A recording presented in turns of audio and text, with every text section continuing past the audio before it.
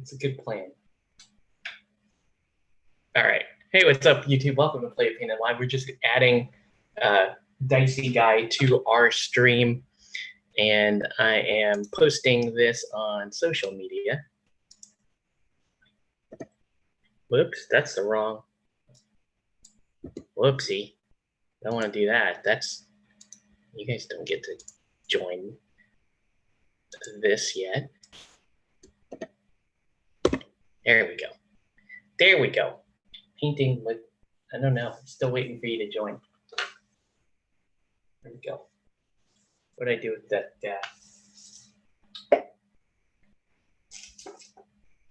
Fine. Yeah, fine.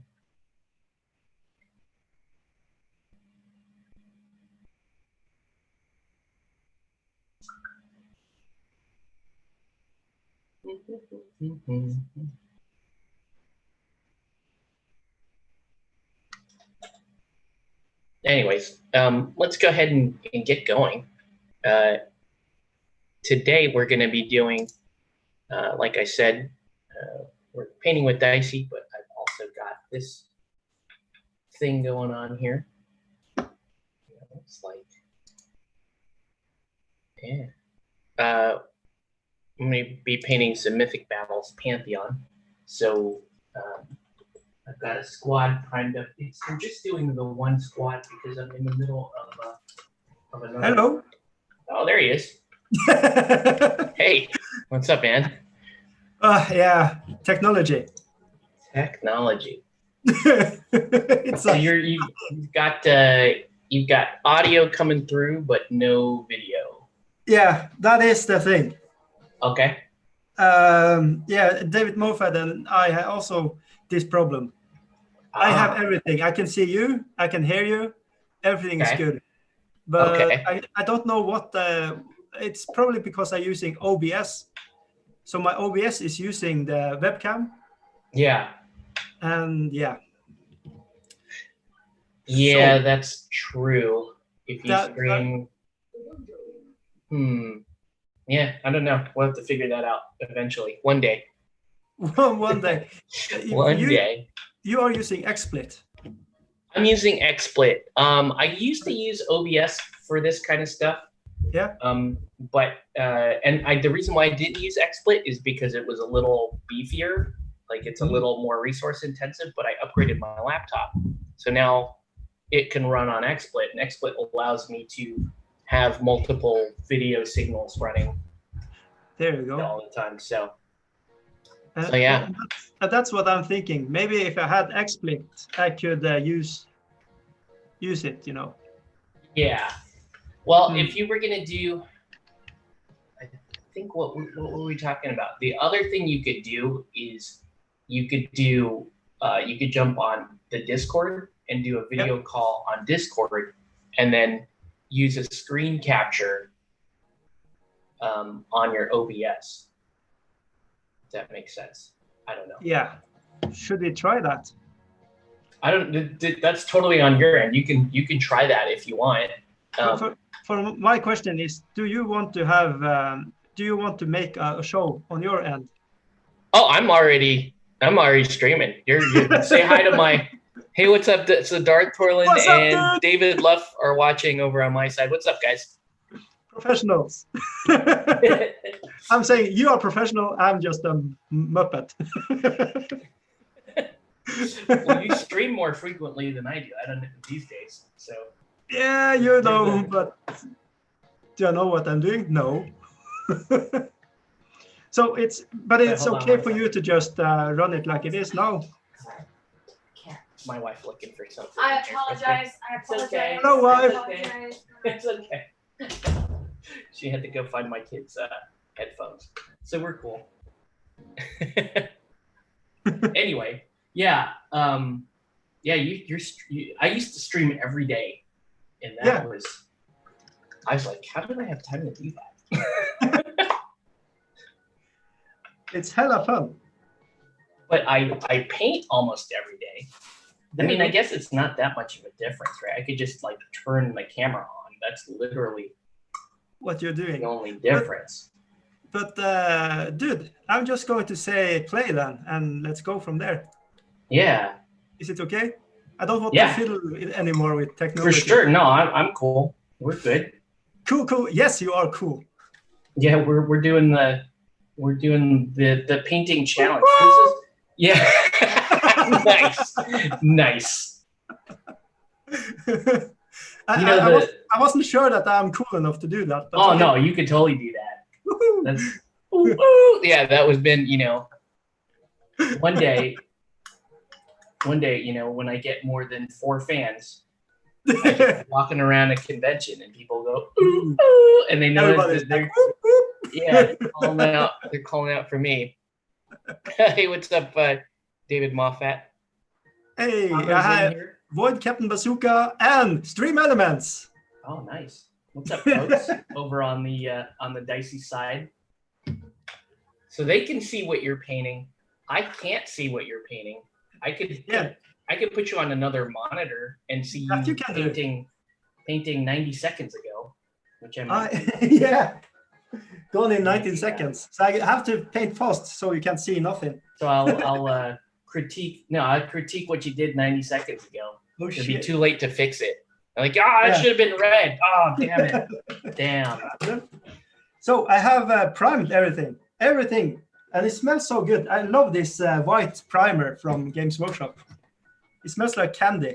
Are you using the rattle can primer, the spray primer? Yeah, it's called I don't know, Rathbone. Rathbone, yeah. Rathbone, yes.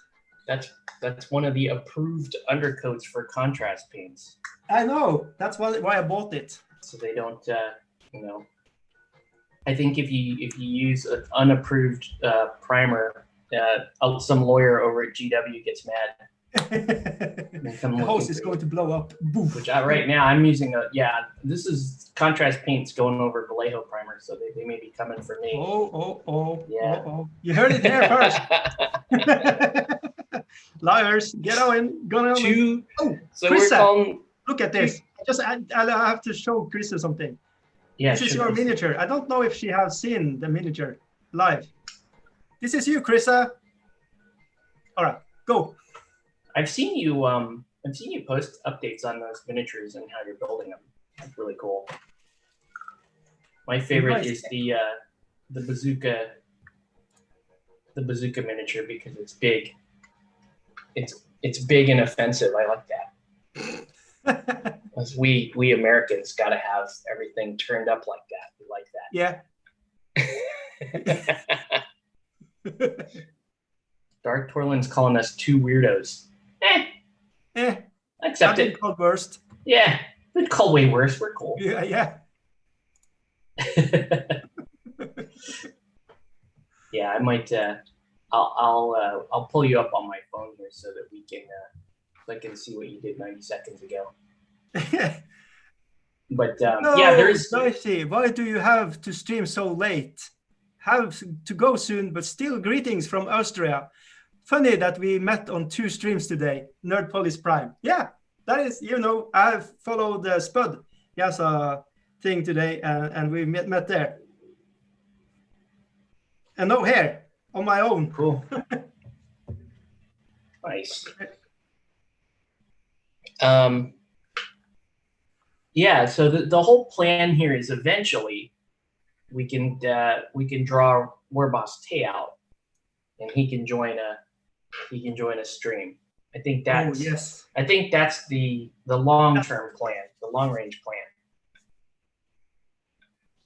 Because he said he's interested in doing it. He lives in the same time zone as me. I know. So we may be able to do that. And I promise you, Warboss, I will not use my regular potty mouth on a stream that we're together, because I know, you have a broader fan base that they're not like the refined savages I have in my own comment section. and Dicey's are, what do you mean? They're used to our regular vulgarity. They're accustomed to that. They're going to be wondering if you have stroke or something if you are not like that, Yeah, if I'm not upset and cursing at the camera. You're gonna send somebody down, like somebody took over Octave's body. Whoa. Body snatchers came. Body snatchers. They replaced him with a normal human being. Let's see. David Luff is working on Frostgrave Soldiers and getting ready for the release of second edition. Nice. I have not been keeping up with Frostgrave. I played. I hit Frostgrave pretty hard when that game first came out. Yeah. Justin Borges put out a great video on it. Yeah, no. And I had jumped in back then, and we played it for like an entire summer. But we played mostly multiplayer. Oof. We played like 4-player games of Frostgrave, which is brutal. Does it function? Do it? Is it possible to play like that? Oh yeah, for sure. Wow. It's actually a pretty good game that way because it's super. Nice. It's really fast. It's pretty brutal when you have 4 players on the board. Yeah. But we finished that. Like we went through a whole summer of that, and we got burned out at the end of it. Can you close the door, buddy? You know. Son's in here doing his thing. That's how it goes. Yeah. So you just finished priming everything? Are you you're getting ready to to start? We are going to put contrast paint. And the first miniature I'm going to paint is Warbo's Tay. Cool. So here we go. Actually, the green stuff, the hair on him also. So that's... Put the sideburns in too?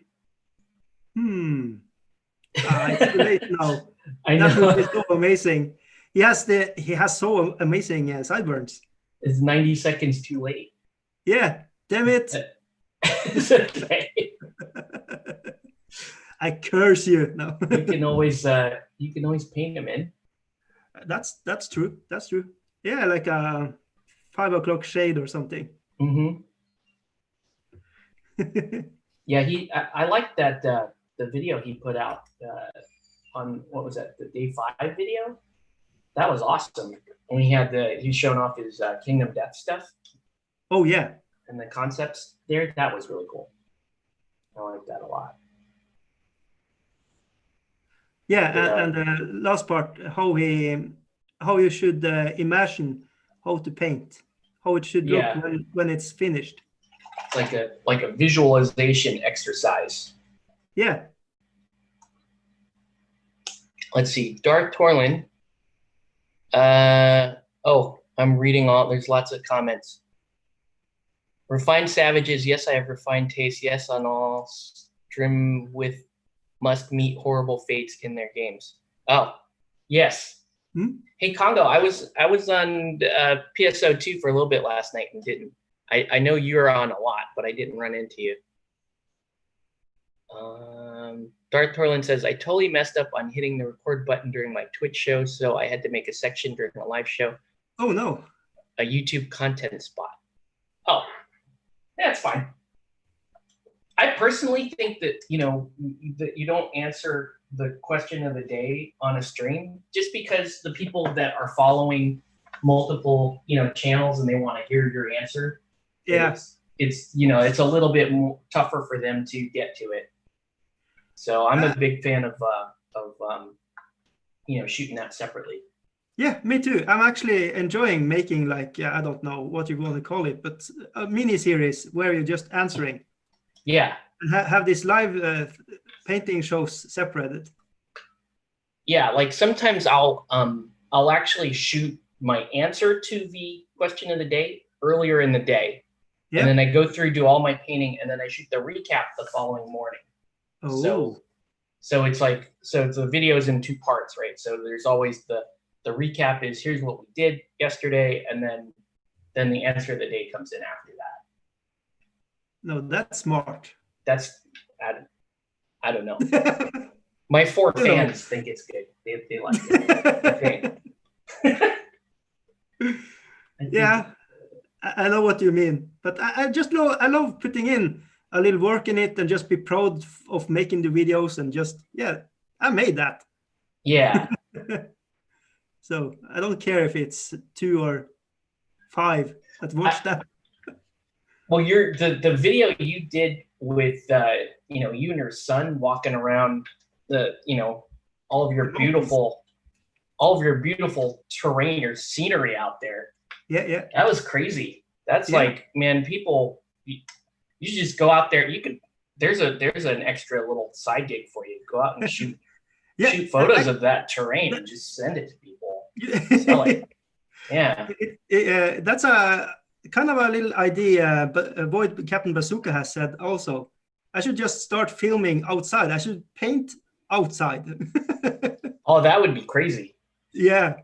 So, but we had bad weather this last day, so it hadn't been just rain and stuff. So. Sure. Yeah, but that is something I'm thinking about. Just go with it. Yeah, you could be the Viking Bob Ross, man. That'd be cool. Oh man, I wish I was that cool that Bob Ross is. Everybody wishes they were as cool as Bob Ross. Yeah, that is true. That guy is awesome. Yeah. I was I've been starting to paint more with oils. Yeah.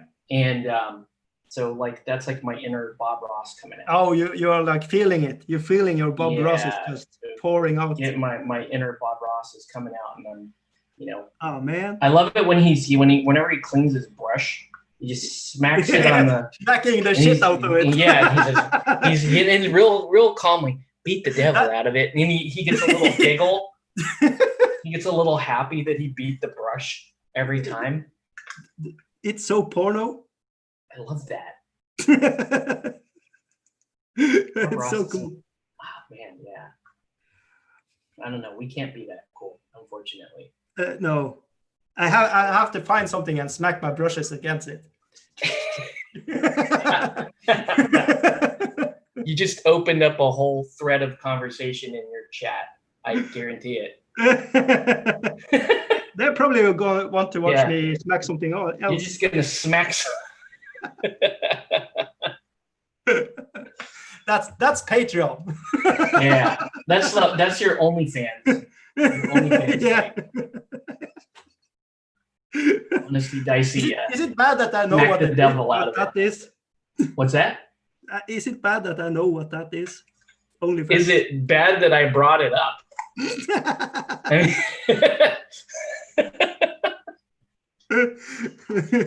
Dude.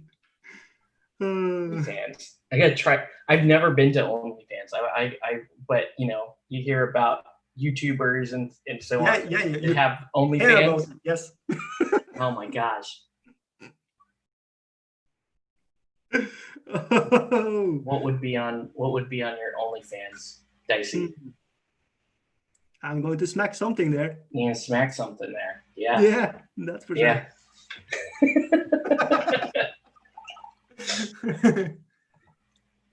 Let's see. OnlyFans OnlyFans Diceyguy. It's going to be, you know what it's going to be? It's me just tossing dice. Yeah. Doing this back and forth and tossing dice. People are, yeah, give it to me. Wait, what? Ooh. Hello, let's see. Danny James, welcome. Yeah, Danny James is back. He's part of the family now.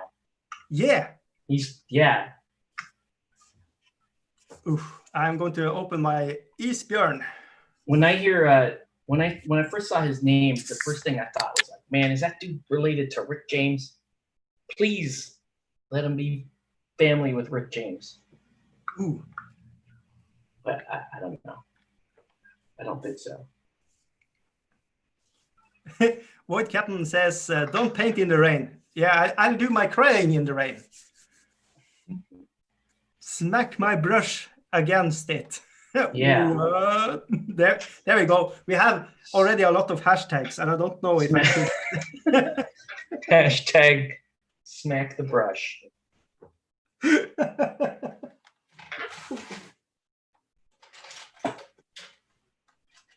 That's super funny.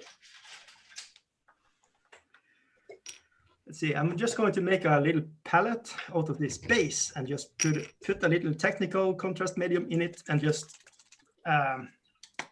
I find thinning a lot of these paints works very good. Yeah, it's true. It just, I don't know, it takes a little bit before you understand how you want to use contrast paints. Yeah, because I think they shouldn't name them paints. It's not paint. No, they're not paints. I don't know what it is, but it's not paint. It do not behave like paint. So it's like I don't know. It's like a high-powered glaze, if anything. Yeah. And they're cool once you understand that. Yeah. I think what they tell you what to do with it just doesn't jive with me. Was it that? Like where it's just take a really thick layer and just slap that on there and then, go on living your life. Back it on, Bob Ross style. Yeah. Like it doesn't really work that way. No. I've seen people do that, and they're and it's always been really inconsistent results when you work that way. Yeah, because it's pulling up in strange ways. Yeah, and I think people struggle with the skin tones the most because they're the hardest ones to understand, are the skin tones. Except Girly Man. Girly Man works. Girly Man. Yeah. Girly Man Flesh is pretty good. We need a t-shirt with Smack the Brush on it. That's a good idea, David. Ooh, okay, yeah. I'll it. It's a Patreon thing. Is it put on your Patreon? Yeah. I'm going to be like a Patreon whore. Ah, okay. So, yeah. All suggestions, and please say what fonts you want it in, stuff like that. Yeah, we are going to Smack do the it. Brush. Yeah, but you need to buy it then. If you are saying you want it, buy it also, or else Santa Claus is not going to be happy. You got to have the. It's got to be ginger colored, I think. Racist. Yeah, it's got to be racist. Yeah, that's my racism coming out. It's got to be ginger. Damn, you went there. Then that's how you know we're talking specifically about you, though. Oh, okay. Right? It's the font.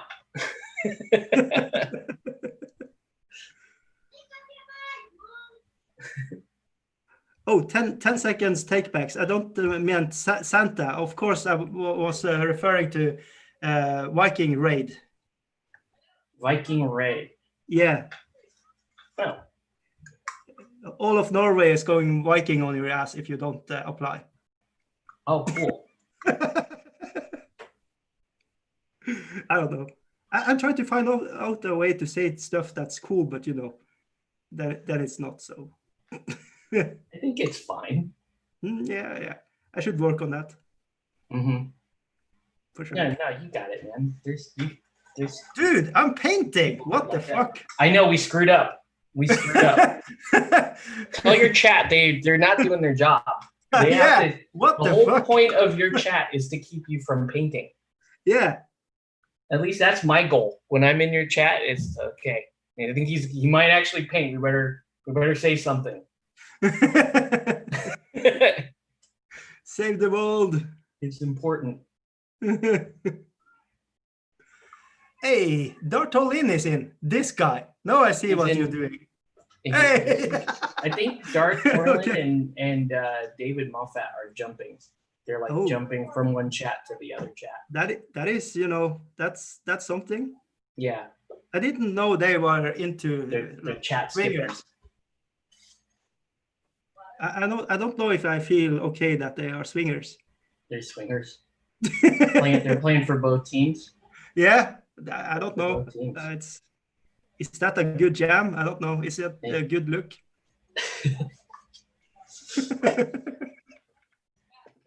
We are good at leaving this door open. All right. There we go. My son will have to open the door to come back in. Yep. Okay. Yeah. So I am just painting a bunch of archers. Yeah, for the game, what you call it, Mythic Patreon. battles. Yeah. So I this have is that normally you have it. Yeah, I should have made a out of the closet video of that too. I have so much, and I was like, should I do the ones you are painting on? Mm-hmm. But I was feeling it would be a strange video. I have exactly the same thing. Maybe Yeah. these people. I don't know. So that's cool. We could do yeah. We could do a one where we do the same model and compare, different approaches to that model. Yeah, the good way and then the dicey way. Well, I do the speed painting way, not necessarily the good way. But it gets us there. All these bowmen are so mean in the face. Mean dudes. Mean dudes. Did they hurt your feelings? Yes, I don't know. Way too many feelings. What? Feelings are killing everybody. We need to stop with this feeling stuff.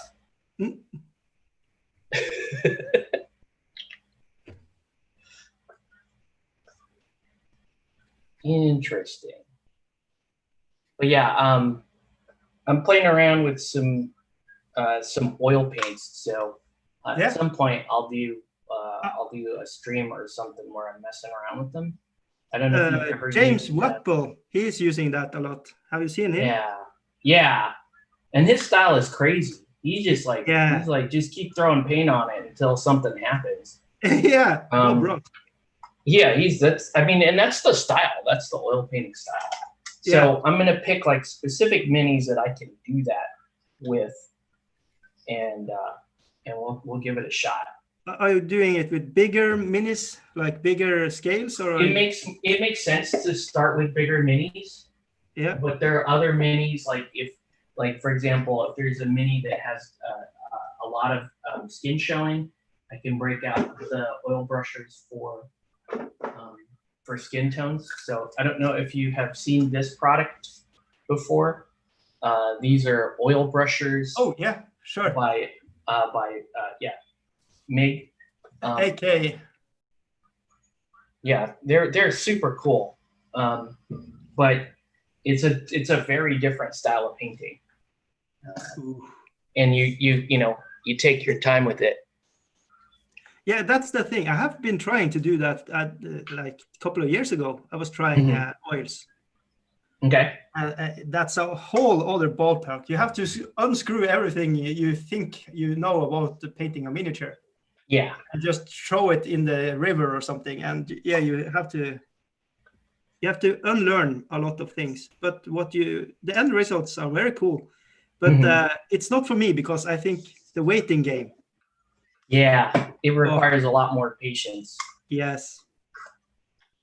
And that's going to be dicey. Haha. Ah! Haha. I was explaining to I guess it was Yvonne.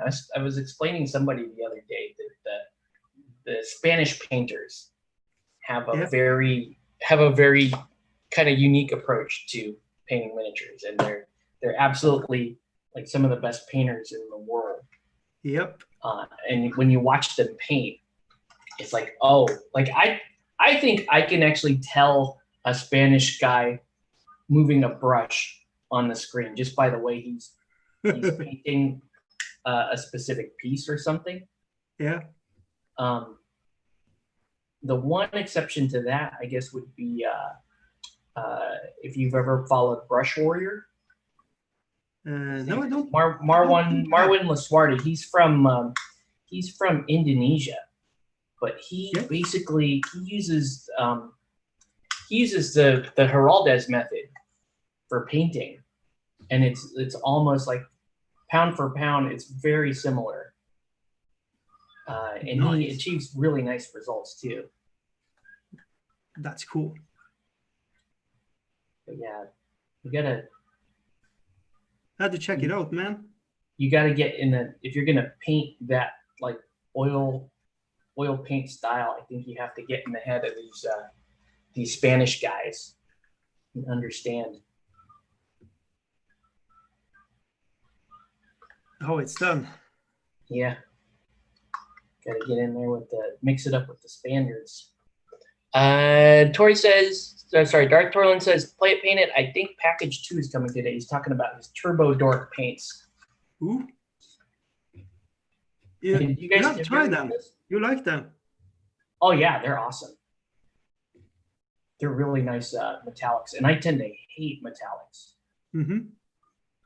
Even the Vallejo range. Yeah, I mean, that's what I used to use before. Yeah. Was the Vallejo Air Metallics. Yeah. Those are nice. Those are actually pretty good for brushing. Mm-hmm. And I've been using the color shift paints on a lot of stuff too. Yeah. So that's super fun. But yeah, in general, I try to avoid metallics just because they wreck your brushes. You know. Yeah, I have dedicated brushes that I use for metals. Yeah. Yeah, same. I do that now, knowing, you know, that if I were to break out my nice Kolinsky brushes or something for that, they're not long for this world.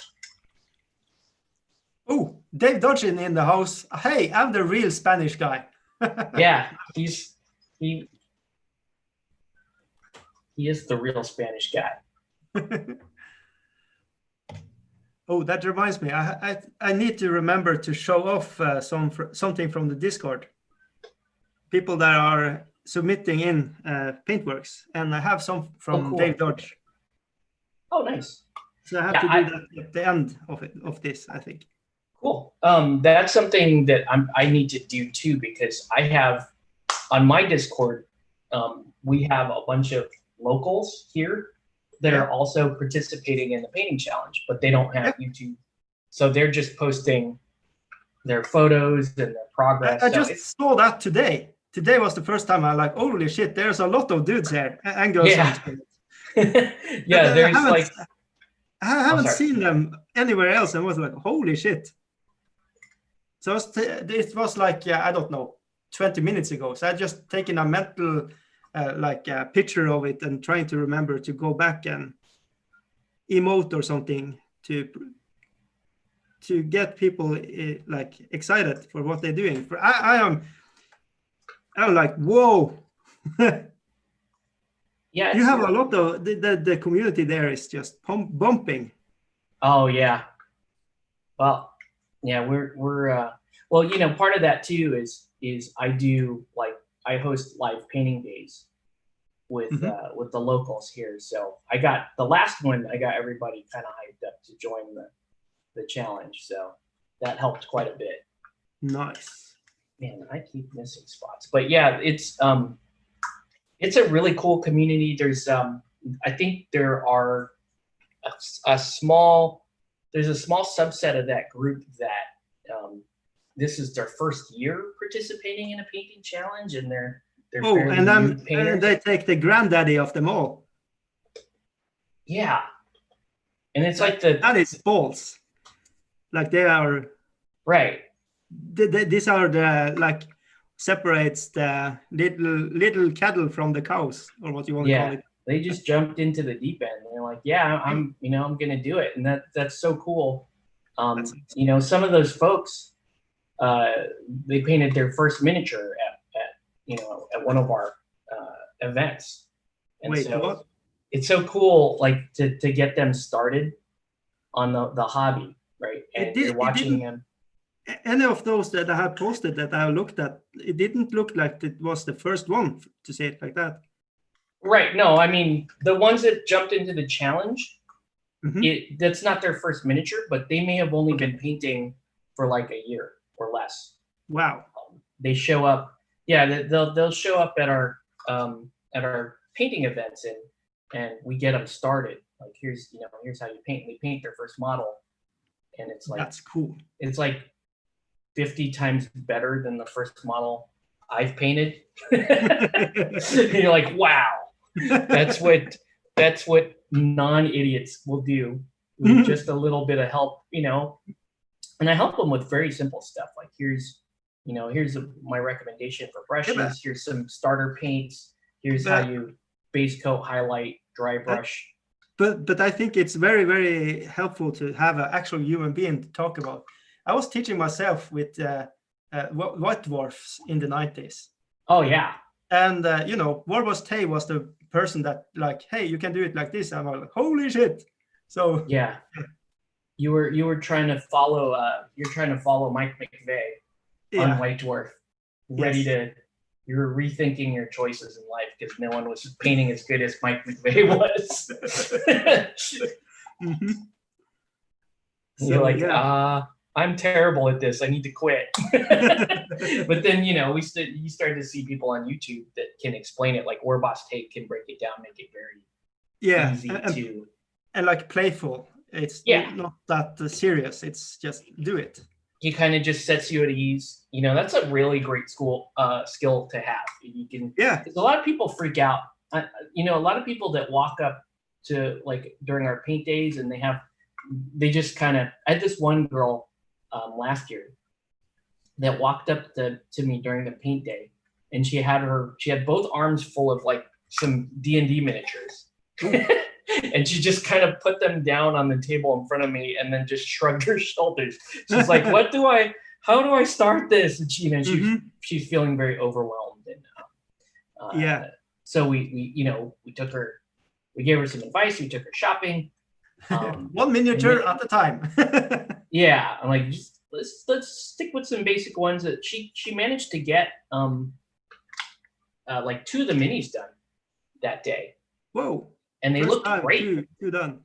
Nice. Yeah, they looked amazing. And now she shows up to these paint days, and like she's got her whole kit, and she's got the fancy wet palette, and she's got her like high-end brushes now. I'm like, dude, wet palette is one of those game changers though. Yeah. Oh gosh, I was using a little aluminum dry palette forever. And I just mix my paints in there. I am actually going to break that style palette back out though, because you're going to oils now. There you go. Makes a little sense to have. Yeah. Repurpose it, bring it back into the lineup. I'm watching you chat. I can't be on top of everything. I have an actual human being talking to me today. Did we? Sorry, chat over in the Dicey side, but we got to keep him from painting. We got to stop. Goddamn! Come on, guys. We're looking for ideas for Dicey's OnlyFans. What else needs to be on the Smack That Brush T-shirt? These are important topics. Should I get my girlfriend to pose? I don't know. Oh, wow, yeah. For only, oh, no, then she needs to collect the subscription fees to OnlyFans if you're doing that. Oh, shit. That's her money, not you. Oh, no, then it's no-go. Who's that? There was a big YouTuber that his girlfriend opened up an OnlyFans for herself, and he got a lot of shit for it. I forget who it was, but whatever. I don't know. Yeah, Dicey OnlyFans. It's gonna be a thing. We're all. I don't know. We're all on board now. All aboard. Oh man.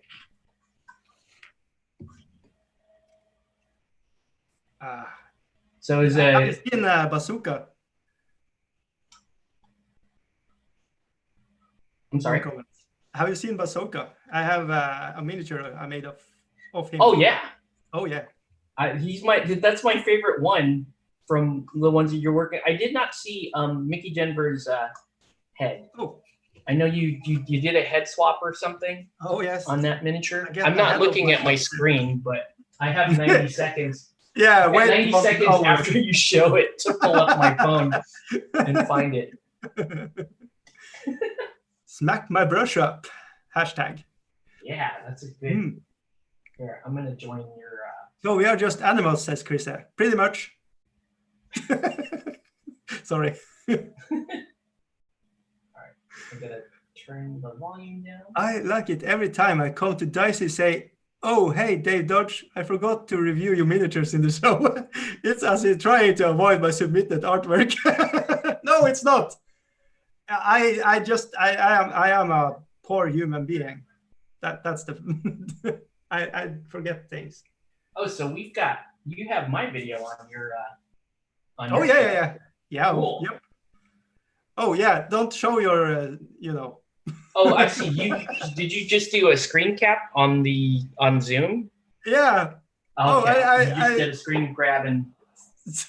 Dude, sorry. I should have probably said something. No, I don't care. Oh, okay. No, yeah, for sure. That's kind of the point of these, right? You want to have kind of irritating that I can't understand how to send my video feed to you. It's stupid.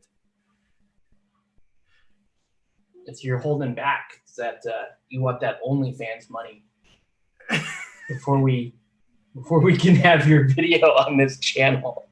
Yep. You know me, greed is everything. Greed, ha ha ha. Paywall for everything. Oh yes. I like that. The miniature gaming community on YouTube is not that way. Yeah. They're the folks I support on Patreon. They have their regular content, and then they do exclusive stuff for Patreon subscribers, or they might do like early access release stuff. But it's not like oh, here, Diceyguy is gonna teach you how to play Warhammer 40K, and you click on it and like, oh, all I have to do is get past this paywall. If I pay him $5 a month, he'll teach me how to play 40K. Yeah, I don't think it's sustainable. I don't know. Yeah, not for the miniature community. Probably. I think nobody wants me to teach them 40K. But if you were like, it makes sense in some cases, right? If you're like Angel Heraldez, and he's like, oh, I'm gonna do like a special airbrushing session. Oh yeah. For Patreon, so like, hell yeah, that's money well spent. We want to, I want to get behind the paywall and see what's going on. Yeah. I don't know. Yeah, and it's a kind of touchy subject, you are bringing up there about Patreon is kind of that thing in a way. In a way, but it's also, I don't know.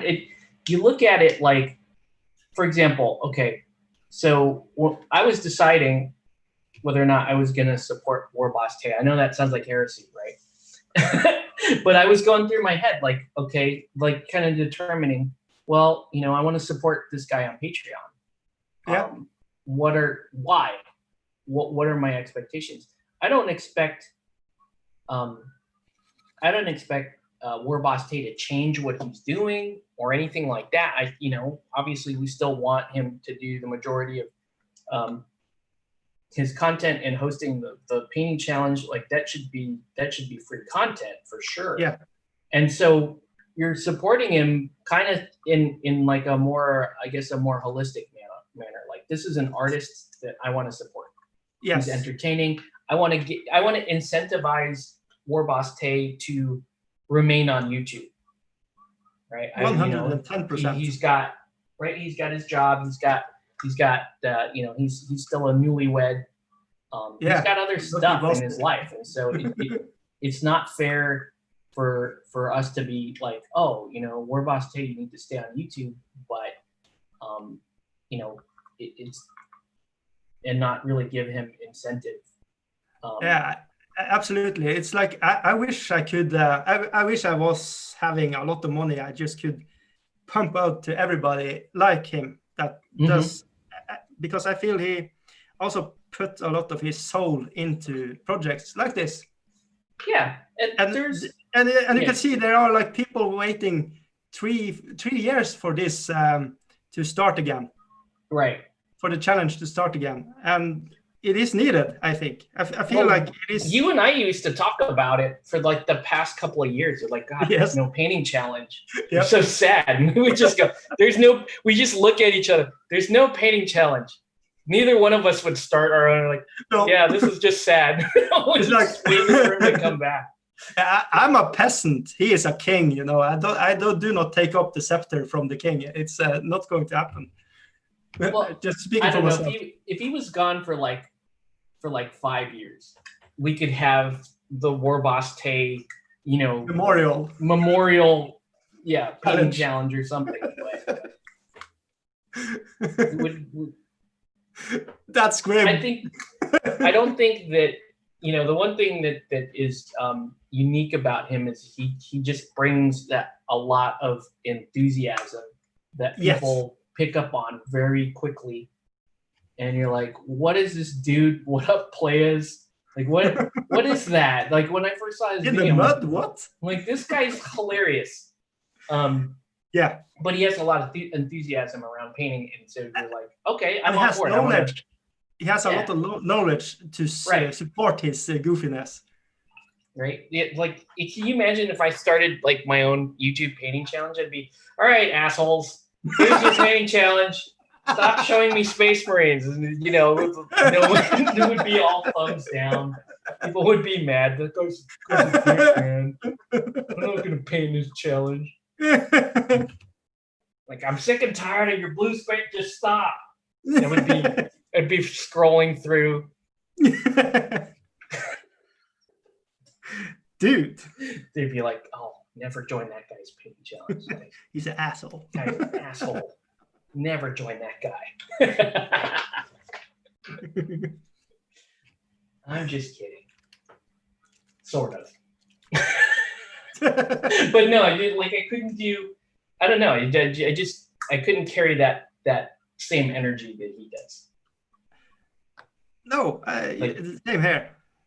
Yeah, you couldn't carry that level of enthusiasm.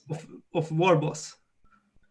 See, Darth Orlin is he's in the chat. Boo, Space Marine. I'm sorry. Oh man. Unsubscribe. So I went into my hobby store yesterday, and to pick up. They found, I was looking for a specific Batman model, and I couldn't find it the day before. Yeah, we got to talk about Batman at some point.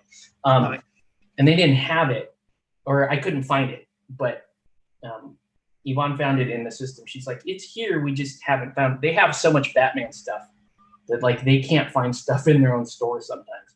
Whoa. So I left. I'm like, you know what? I'll check back later. Maybe we'll find it.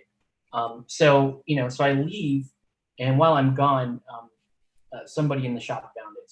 So anyways, I went back to go get it yesterday, and I ran into the store owner, who was super cool guy, super nice guy, and he's like, with all of the hype on 9th edition, like people are coming in and out of that store, like they're pouring into that store to pre-order 9th edition.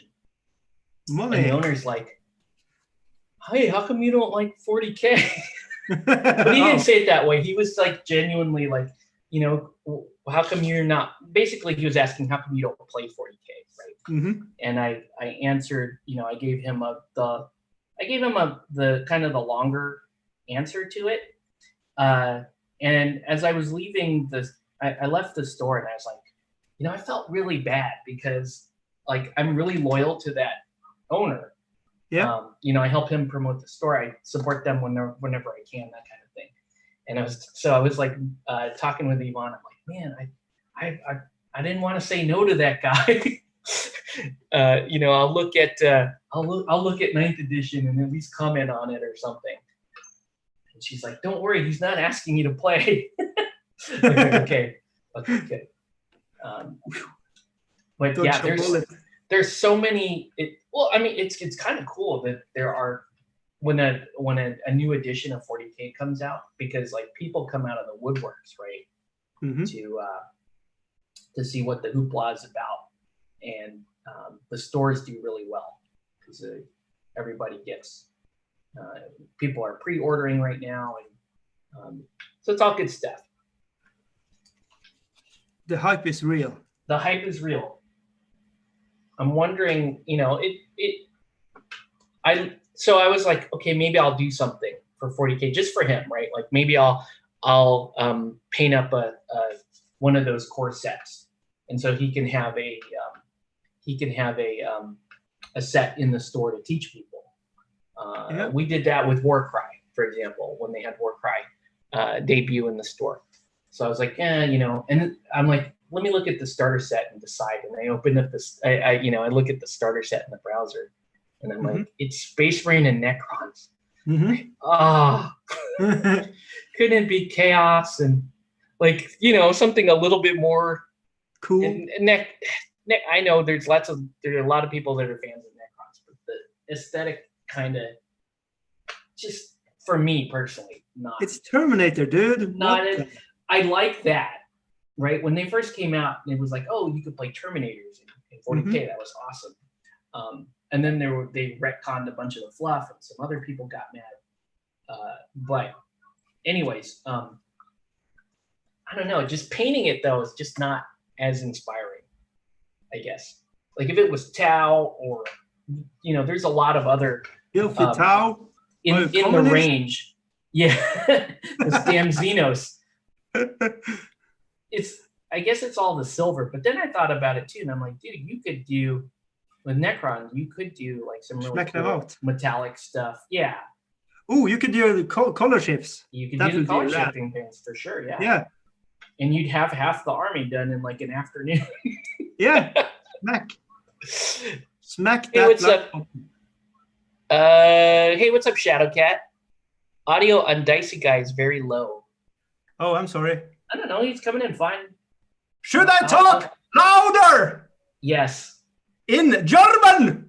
My son was laughing so hard the other day because I was watching your stream, and we were just hanging out here in the bedroom, and he heard you like yell out, and he's like, that guy's accent disappears when he yells. I'm like, do you want me to tell him that? No. But I told you anyway. And you started yelling more. I'm like, watch, he'll yell more if we put that in the comments. Look at this monkey. I can make him do anything. He's gonna yell even more if we just call it out. Cool. Yeah, it's fun. It's fun. Oh. It's just fun. Yeah. Yeah. Especially when it was for your son. I'm like, yeah, sure, let's do it. Yeah. Well, he watches all those like Minecraft videos on YouTube, and those guys are super loud. But more importantly, like there's no dead air on their videos. They say everything. Energy. And it's like, hey guys, I'm walking left. Oh, hey guys, I jumped up and down. Hey guys, I'm like, shut up. Is this guy ever gonna pass out or like just lack of oxygen or what? Too much coffee or something. And I get that that's kind of the draw, right? Because that's what keeps people's attention, especially young kids. Yeah. You got to keep their attention by being constantly at 11 all the time. But yeah, adults watch that, and that's like, well, we get enough of that energy from our own kids. I don't need to watch it do that on YouTube. Oh man. So do you have? So you're working on? Is that like are you using that as a Warhammer Underworlds team or like a Warcry? Warcry? Nice. Blades of Corn. This is it's a warband. So I just personalized everything and just go to tone with it. That's awesome. Mm-hmm. So, and I just, it was kind of, I don't know what you want to say, if it's an afterthought or what do you call it, but I named them after, people in the chat. Yeah. And just, of course, Warbos had to be one of them. You named him after your the peanut gallery there. Yeah. The people that are supposed to be stopping you from hobbying. Yeah. I'm trying to give them a bad, what you call it? Feel bads. They want Feel to bad. see them. Yeah, they want to Well, see maybe them. they're waiting for their own, like, maybe now they're incentivized not to stop you because they want to see how that's the dirty how their shit. likeness comes out. Yeah. Yeah. And of course, I'm painting Bazooka green here, so he's totally pissed. And nice. So this is going to be Blanca from Street Fighter 2. I need to have it because you have been starting every time you are in the chat having Street Fighter 2 Street Fighter reference. Yeah. So I'm like, yeah, dude. This is Blanca. That's our chat call. Yeah. Instead of going because that's the video one, right? But if I'm in chat only, it's all Street Fighter moves. Yeah, because you can't. I don't know if you can replicate in chat in the same way. No, it's just going. There's not a font big enough. You need to go from like 11 font to 36 font on the second one, so that people get the inflection. Hadouken.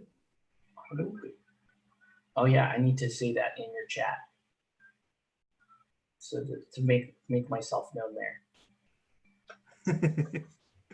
Hello, peasants. I don't know why I that's just how I enter like live chats. I don't know why. It just made sense to me. I think that's cool. Every time I am saying hello to people, I'm saying yo. And I never do that in real life, so I don't know why it's like that.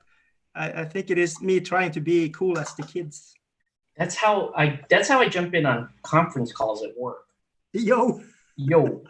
Is that bad? Is that not? I don't know. That's not professional. No one. I don't have any complaints about it. I don't think they care. I think we're cool. It's what the follow-up thing is after yo. Yeah. I think. Yo. Or if in Norwegian, yo. So you know how different cultures they have their sound effect to like get people's attention, right? Let's say you're in a shopping mall, like a crowded shopping mall, and you want to get someone's attention. Some cultures they'll whistle. Some cultures do like they'll do like in the Philippines they'll go hoi, right, and they'll yell it. You can shoot. The sound will shoot across the mall, and you can get someone's attention that way. Do you have like an equivalent for that in Norway? Is there a sound effect? What is a shopping center? I'm joking, but where I live, we don't have stuff like that. We are like small town. Yeah. Super small town. So it's too rural. But I mean, let's say you're gonna you're yelling over to your neighbor across the hill. Don't talk like you don't yodel, do you? I mean, like, how do you get? No, we in Norway we are very what you call it, quiet and like sorry, excuse me, like that. We are just that. No, never mind me. I'm just going here. So, but when we are abroad, if we are in Spain or whenever vacation, we are police. We are loud and stuff like that. Oh, okay. So we are changing personality. So in the land, we are like very quiet and like sorry that I exist. but the minute you leave, you're like, now I can be me. I can just do whatever I want. Screw everything. But then it flips. If I'm walking in the mountains and I meet somebody, We say hello to each other, very polite though, but hello, and then we stop and talk a little. How the weather is and how the scenery is and stuff like that, and almost hugging. Wow. It's the closest we get to be physical to each other. Wow. And that's with completely strangers and people you know. I see. Yeah. You don't just distrust everyone and, you know, hope only. If you are in the mountains, you are a true Norwegian. So if you're, then it's okay. Ah, gotcha. So whatever color or whatever, you know, if you are in the mountains, you are Norwegian, and that's that. Do you harbor mistrust of city folk if you're the mountain people? No, we are not like the mountain people, like the legends of US. Okay. No, don't confuse the two things. No, I'm not really. I guess I'm not saying that, but like, do people that live in big cities like? Are you wary of those people when they come out to the mountains? No. Okay. If you are talking whatever language you are talking, we are stopping and saying hello and chatting with you a little bit, and recommend you can drink from the waters everywhere. It's not dangerous. Oh, okay. There are actually people from like Netherlands or something coming to Norway, and then they do not drink the mountain water, but it's safe here. So they can be on a mountain hike and they almost die because they haven't drink anything, and there's water everywhere. That's awesome. So it's kind of important to stop and talk to people and just find out if they are okay, and if they're not, you help them in some ways. And that's just the culture, kind of. Yeah. I mean, that makes a lot of sense too, right? Because sometimes you have a culture like that where you want to, where it can be important at times to assist your neighbor, or you might need your neighbor's help. So that makes sense. But to turn it around, it's not like the city folks that we distrust. We are more like everybody in here, like in the radius of, I don't know, 2 kilometers from here, know everything about me and what I do every day. Oh, wow.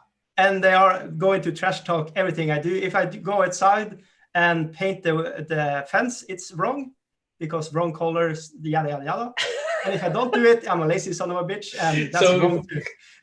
So we are just putting each other down. Yeah. That's one's allowed to hate my neighbor but me. So that's funny. So if you were gonna do your stream outside, then your neighbors would criticize your painting. Look at that whore. David Love is trying to figure the name of those cough drops. Oh, Ricola. Ricola. That's very funny. Good, yeah. So if you did your paint streams out, which I think would be awesome, if you had a paint stream going outside. Yeah, I am absolutely going to do that though. I don't care. I'm like, screw it, guys. Will they jump into the into your chat because section? if I get the YouTube fame, then it's another ball. I see. If I get the fame, I will be recognized as a person. Oh. And they can talk your neighbors even more will shit like about you me. again. So they will love me and hate me more.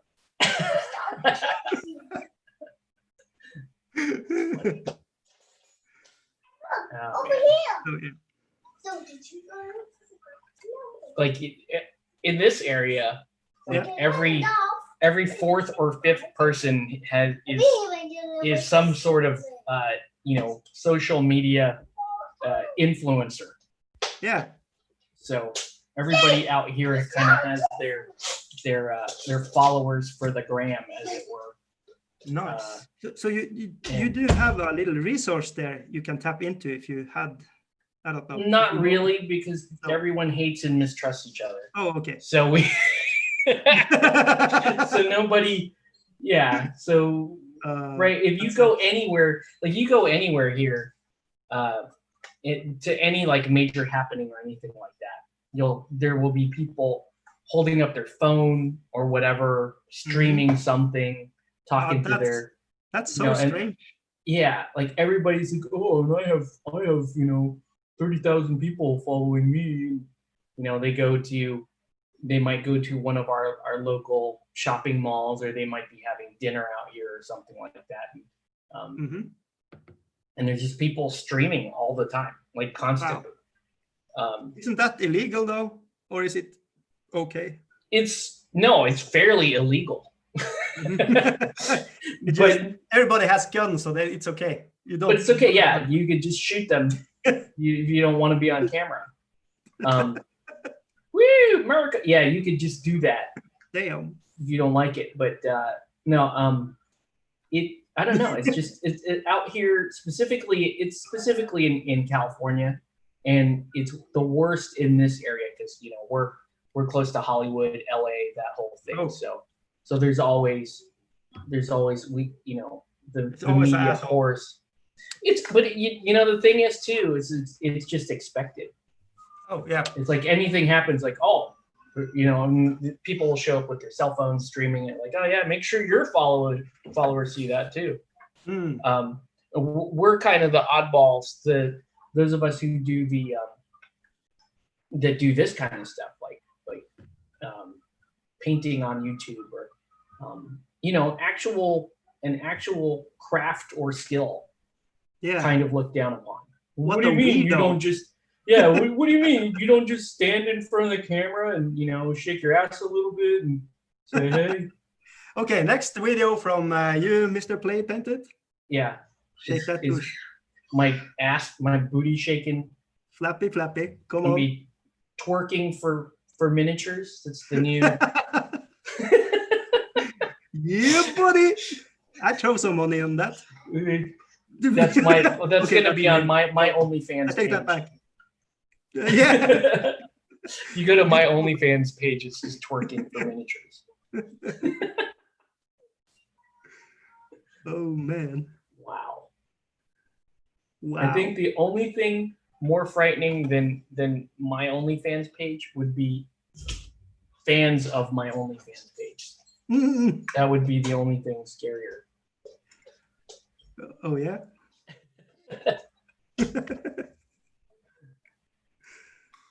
All right. They're doing these color blocking on these things. So I'll do this squad tonight, and then I like to reward myself in between this kind of stuff. So I may stop and do like a Batman miniature. Oh, nice. We can help. The chats here can help decide what I should paint next for Batman. I'm leaning toward. Well, here, I'll show you. Oh, you are actually following what the chat is saying. Not exactly, no. I feel kind of bad that I don't look at it and interact with people. But I'm in the zone, people. But you usually do. Like we screwed up somehow. Yeah. Screwed up. You're actually doing hobby and not just talking to us. That's probably my fault. I'm talking to you though. So yeah, maybe you are like a surrogate talker. What do you call it? You're the succubus of everybody. Let's see. No, that's the wrong. I'm gonna look at your. Here.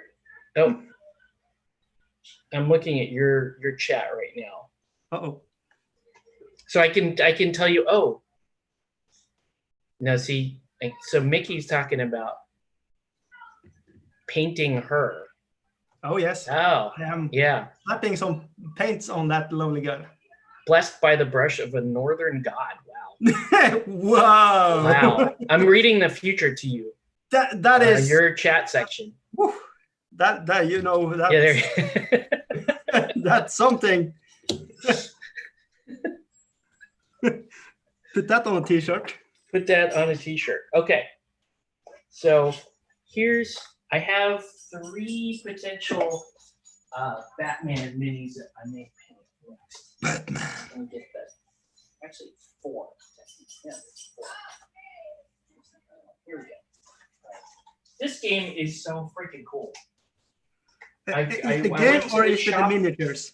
It's really the miniatures. The game is actually quite good, but it's really, you know, we're desperate to paint these miniatures and use them for something. Right? Oh man! So it's the night miniatures, isn't it? Night model. Yeah. So here's this is Huntress. It's super fun. Yeah, that's a great outfit. I really like that model. It's one of my favorites. And then we got Batgirl. Oh yeah, yes. Which this model in metal is an absolute nightmare. I actually have a video on my channel of me painting that model. And then you got Batwoman, which is also a really cool model. Comes on this cool nurse like gargoyle base there, which is super fun. Reminds me of keeping with the all-girl theme, we got Joker's daughter. Wait, what? He has a daughter? Yeah, there's. Wow, I need to read some comics. Yeah. Wow, mind blown. Yeah, I brought this to the counter and Yvonne hissed it. I don't like Joker's daughter. I'm like, I don't know what I'm getting. She just showed up in a bunch of my army lists. I don't know. Oh shit. So I don't know what. Is it Harley Quinn?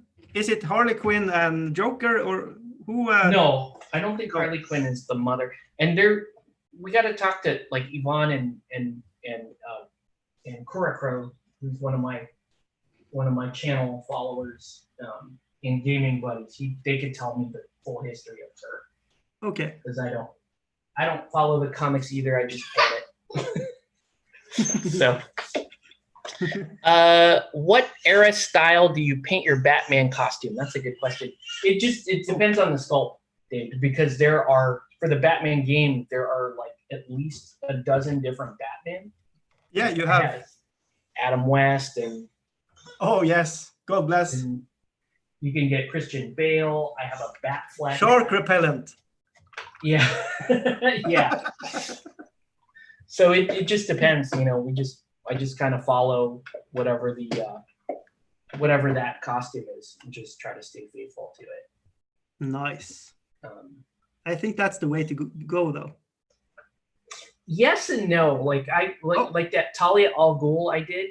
Talia al Ghul wears just like an all black outfit. Oh. And I love that sculpt. And I'm like, man, you can't really accentuate that outfit if it's just all black. So what I did was, I got a kid crying outside. Please. Who wants to come in and cause problems? Hey, but that's okay. That's okay. He's mad. He's throwing a tantrum. Oh, okay. I think Mommy's got that. Mommy's got that under here. Thanks, Mommy. Wow. Yeah. Okay. So they're gonna chill right there. Yeah. So I use the color shift paints on Talia. Oh. Al Ghul. I don't know where's that model. Back here somewhere. What do I do with it? Oh, here she is. So yeah, she's normally just wearing like a black jumpsuit. Oh yeah, but, I watched you paint this. Yeah, but I did oh yeah, that's right. You were there. You were on that the other night. But I did this to make it look like she's kind of wearing like a, you know, like those shimmery, those vinyl suits. Oh yeah. Yeah, that was what I'm going for. Like a little more. Let's ham it up a little bit on her. And you can see the color shift paints on the base. Well, she's just going in and out of focus, unfortunately. But just a great sculpt, super fun model. I mean, that's why I'm playing. That's why one of the main reasons why I'm like looking for an excuse to play more Batman.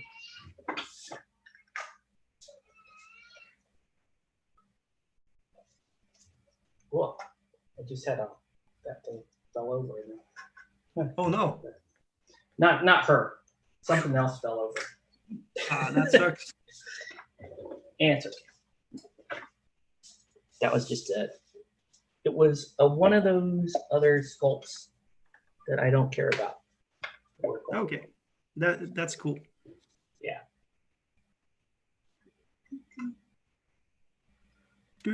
So yeah, looking for votes for what I want to. I'm leaning towards Huntress because I really like that. The first one. Yeah, I like that sculpt. Oh yeah, but you can see here, Newbie. He hasn't a face. This is a mask, and this is from Stormcast Eternals mask that I have chopped in. So he doesn't have a face. So he has that the like gold Stormcast face. Yeah, but in a hood. Oh, cool. So yeah, I just was. This is a miniature I kit batched before I did this project, but I just it screamed it screamed Newbie with this grabbing hand. With his grabby hand, that's hilarious. So yeah, I like that.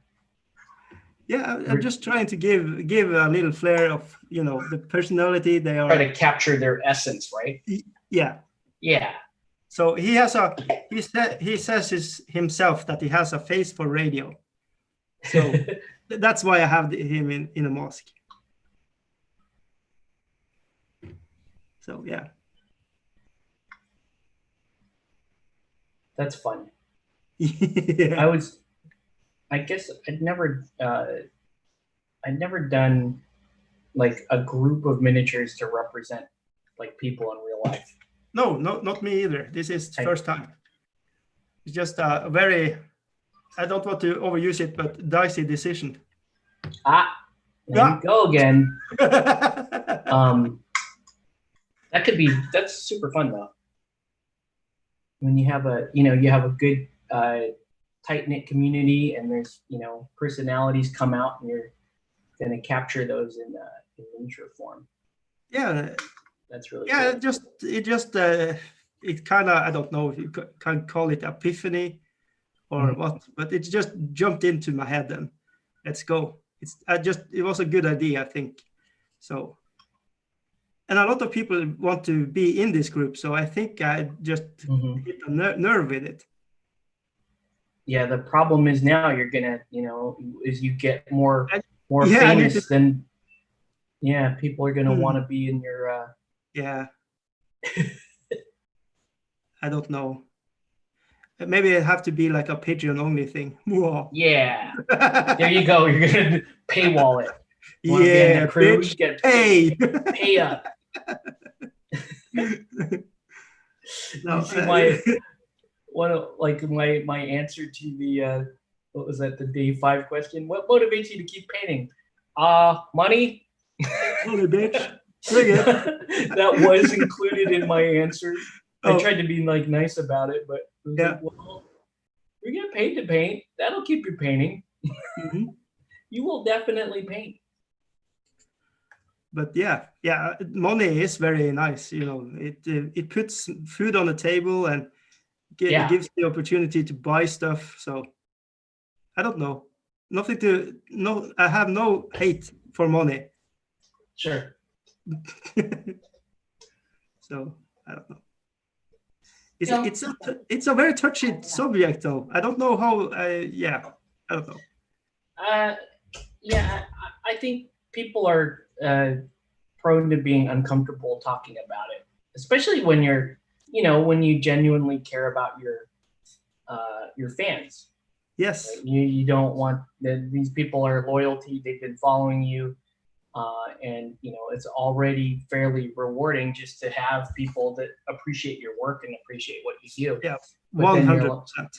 But and it's humbling to say, hey, love you guys, but give me money. I got 3 kids, right? I got 3 kids, and it's either this or I have to sell the bum. Yeah, I gotta expand my OnlyFans content, dude. So you could treat it the other way, like you're threatening, like if you don't support me on Patreon, then I will definitely open up an OnlyFans.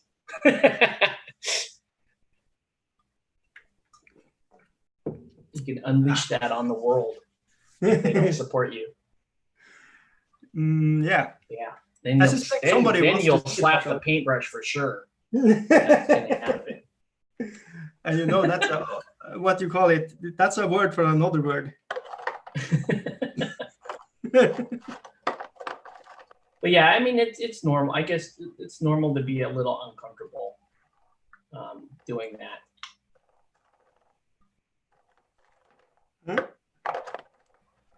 Oh. I thought about doing a Patreon, but honestly, I don't know what kind of.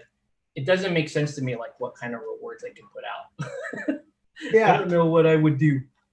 Yeah, for me, it's I need to walk it. I need to do it, and then come up with ideas. And I'm now starting to have visions for what I can do with Patreon. So I'm putting up like unedited videos there, so people can maybe have an idea if they want to make videos themselves, because then they can compare, so you can see what I have used and what they can like. Yeah, if that's. I don't know if that's a draw. It's something people actually want to have, but it's something. Well, what software do you use for editing your videos? Sony Vegas. Oh, you say Sony Vegas. Okay. I have. It's an old version. It's 15. 15. Wow. Well, I use 13, so you're even you're even ahead of me. I'm ahead. But I don't. I'll be honest. Like I hardly ever do like long form content these days. So okay, I barely use that. I actually use the video editor on my phone more often than I do. Yeah, it's easier. Vegas. Yeah. And you know, a lot of the content I put out is just like quick cell phone stuff, like cell phone video, or I'll do streaming. It's just, my life is just easier that way to. Yeah. It's designed for me. It's time consuming, and I have 3 kids, and I'm actually trying to be a dad as well, not just YouTube celebrity. Yeah, it's that's a lot of work. So yeah, it's I work my ass off for actually nothing. So, but that's okay. It fulfills something in me. I don't. I am unemployed, you know, or don't know. I don't know, but I am unemployed. So this fulfills something in me. I need to do something. Oh, gotcha. Okay. So yeah.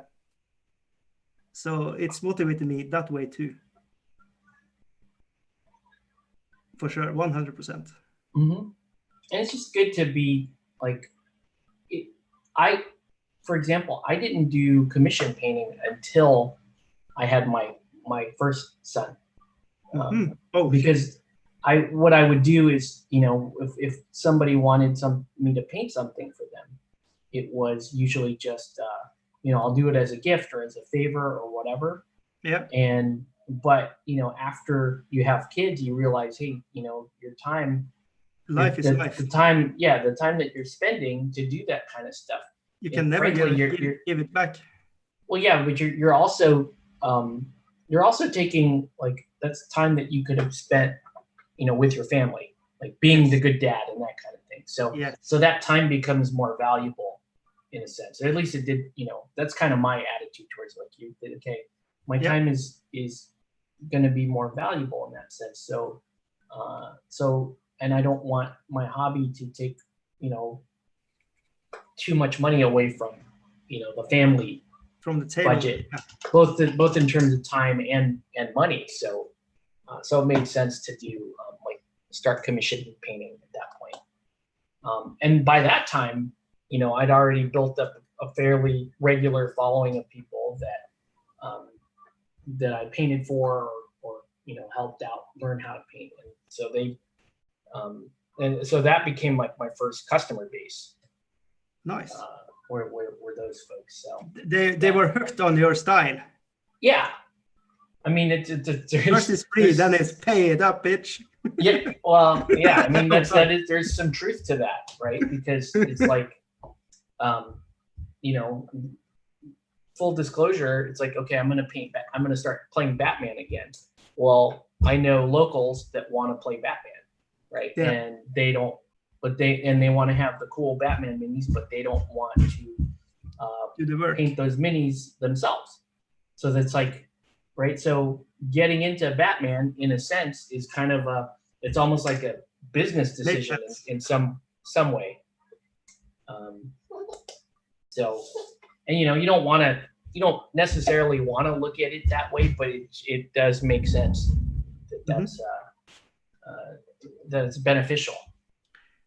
Yeah, and you also have to answer. I don't know about you, but I have to answer to my girlfriend what I do with my time and money. So, well, right. I mean, I have. The funny thing is, so when I first started commission painting, like packages would just show up at the house. There'd just be like boxes and boxes of miniatures just showing up at the house. And ready, fight. She was pregnant at the time. Right? So already a little, we'll just say on the a edge. Little sensitive, a little on edge. There you go. And she's seeing all this stuff come in, and she knows it's like, hey, these are miniatures. What's going on, right? And then she confronted me about it. Like, what are you doing here? Why are all these miniatures? And I'm like, no, I'm getting paid to paint these. And she was very skeptical of that for a while. And at one point, she looked at the actual money coming in, and then she stopped asking questions. And from then on, there was no more questions. Like, oh, wait, how much money? Yeah. And then she stopped. Nice. Which is good and bad, because now there's little accountability for me going, oh, I just spent another $200 on Miniature Market. Oh no, honey, that's commission stuff. Oh no. Which thankfully I haven't done that. Not yet. And I do tell her, like, when you back a Kickstarter, right? They should know that. Oh yeah. It's like, yeah, I went balls deep on this Kickstarter, babe. I'm sorry. It cost us this much. What jewelry do you want again? But Kickstarter's kind of nice too, because so they get mad, or they might get mad when you first tell them. Yeah. And then, 2 years later, a year and a half later, when it shows up on your doorstep and the money's already gone and paid for. Yeah, the discussion is already done. Yeah, then it's just then everything is just exciting, right? Nice. Like when my Batman stuff came in, it was like, ooh, what's this? Right? There's no more animosity. There's no tension there anymore, because it's like, oh, that's been paid a long time ago. Guilt-free miniatures. Guilt-free. Sponsored by Kickstarter. But I for the most part, I think I've given up the Kickstarter, but me too. Can't do that anymore. Just too hazardous.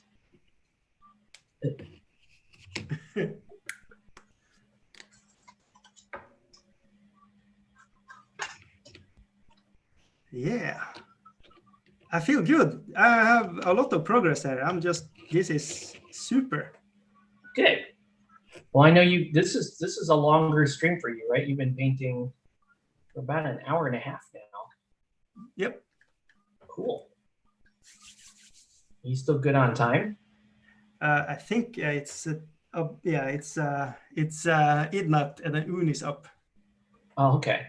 I don't know. It's an old candy commercial here in Norway for a candy called M, and they just take away the M from things. Oh. Yeah, it's not funny. So I don't know why I brought it up. Oh man. Yeah, so, I have actually a half a can of beer still. Okay. I've forgotten to drink my beer. I've forgotten to say something to the chat. I'm laying down my brush and I'm going to be social. There you go. Uh-oh. Dave Dodge, Dicey wearing braces in a stockbroker's chop shop, making poor, hapless old age pensioners invest their life savings. What? This chat is all over the place. I don't know what's happening. Screw those guys. Wow. They went down a road. Yeah. There was a whole novelization of what happened in your life. Yeah, it's like, turn away for 1.5 hours and they go wild. They just turned you into the Wolf of Wall Street, apparently. That's what that sounded like based on the plot. I mean, kudos to the chat for being very creative, right? Yeah, good are job. Just stealing franchise things from a movie. So how crazy is that? Come on, chat. That's what that sounded like. Sounded like Wolf of Wall Street to me, or what was that? What was that movie with Charlie Sheen and Michael Douglas? Oh, that where he's Gordon Gekko. You remember that? No, because I'm thinking about that Cocktail. Oh, you're thinking of Tom Cruise. Yeah, Tom Cruise. Yeah, Tom Cruise and Elizabeth Shue. That is really sad that my brain kept that information. I'm sorry. I sometimes forget my own dad's birthday, but I remember freaking Cocktail. for keeping the priorities in check. That was where he was the best bartender. Oh, yes. And I was a big Elizabeth Shue fan. From Karate Kid, she helped a lot of young men my age understand. Find the manhood. Right? Wait, what? First couple of hairs on my chest appeared around that time, and Elizabeth Shue she had something to do with that. Damn. Cocktail. That's a lot of information, for a poor Norwegian kid from the. Oh. I mean, that should be a regular topic. I talk about that all the time. Yeah. Oh, right? Yeah, of course. When you're a young man, like what was the other day I saw Linda Carter. She showed up on my internet feed or something. For those of you who don't know who Linda Carter is, Linda Carter was the original TV Wonder Woman, right? Oh, wow. And that was a very formative moment in my life when I used to watch the old Wonder Woman show. She was I mean, she's still a good-looking lady, but that was back in the day. And so when the new Wonder Woman came out, Gal Gadot, and I was like really skeptical. I'm like, nobody can replace Linda Carter, man. Linda Carter is it, nurse. Right? Gal Gadot, but then she came out, and I was still skeptical. And then, because it was just stills. They just had stills of her as Wonder Woman. I'm like, she doesn't. I don't know. I'm not really getting the Wonder Woman vibe from her. Oh. And then, then you watch her in Batman v Superman, and you're like, yeah, she's pretty cool. And then her own movie came out, and you're like, okay, I get it. She should be Wonder Woman.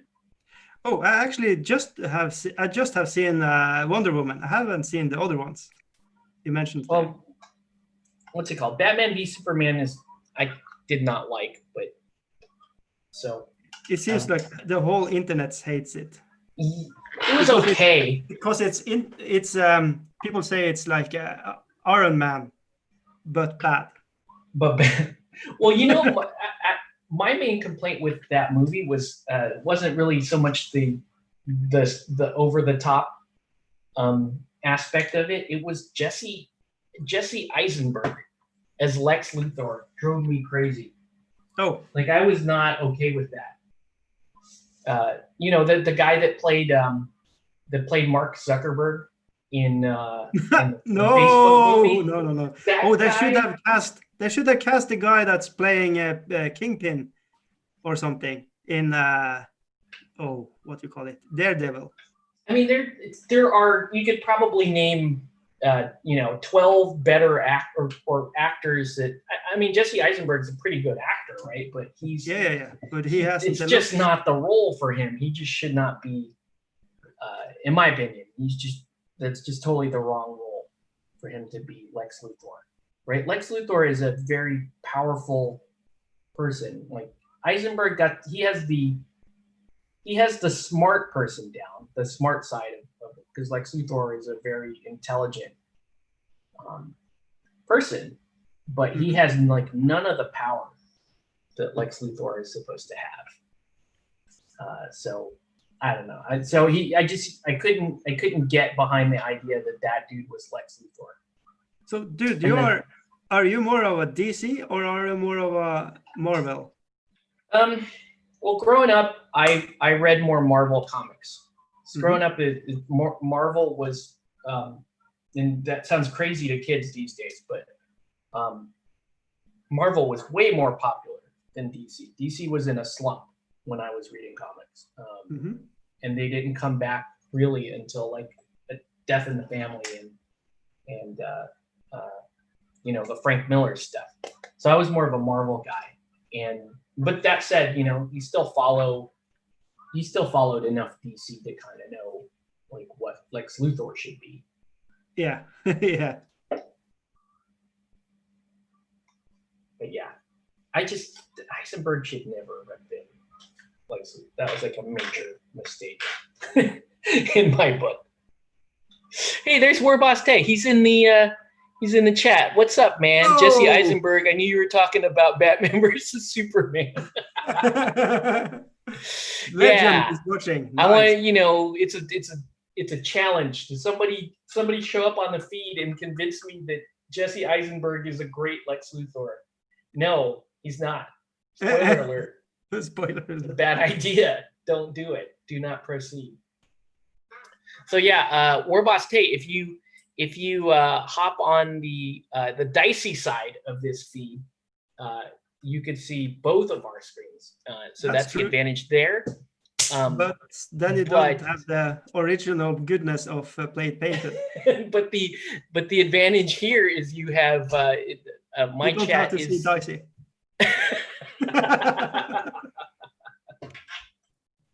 But yeah, this will give you an idea of what like a if we wanted to do like a dual stream, what that might look like, right? Because we're using Zoom for this, and you can, on your side, you could screen cap a Zoom call, or you could, like I'm doing Zoom through XSplit.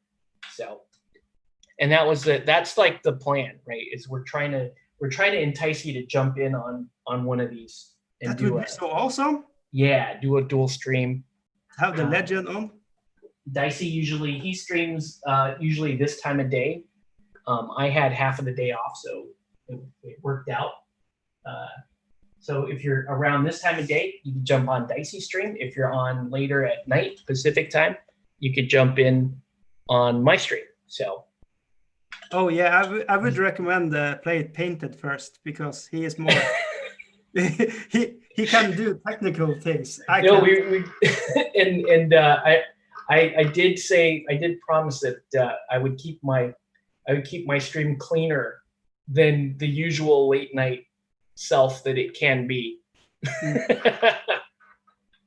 So just, and I am Norwegian, so I think it's very funny to say bad words in English. Yeah. So you have that excuse, but I don't. I'm just a foul mouth person. Oh man. Yeah, I don't know, and I haven't. I never really got into the superhero movies. Yeah, which is weird. My wife loves them. She watches all the superhero movies. She's the cool one in the family. I guess, yeah. Because I'm like that snob that like, another Avengers movie's out. And I'm like, I already read Infinity Gauntlet, the comic. I don't need to watch it. And it'd be a totally different thing. Yeah. But yeah, she likes those things. I don't know. I guess I'm not much of a I haven't really watched many of like the big movies. I tend to just like watching the smaller scale stuff for some reason. But yeah, Jesse Eisenberg should not be Lex Luthor. I'm just gonna die on that hill, internet. It's like it's not. I haven't seen the movies. I just agreeing with you.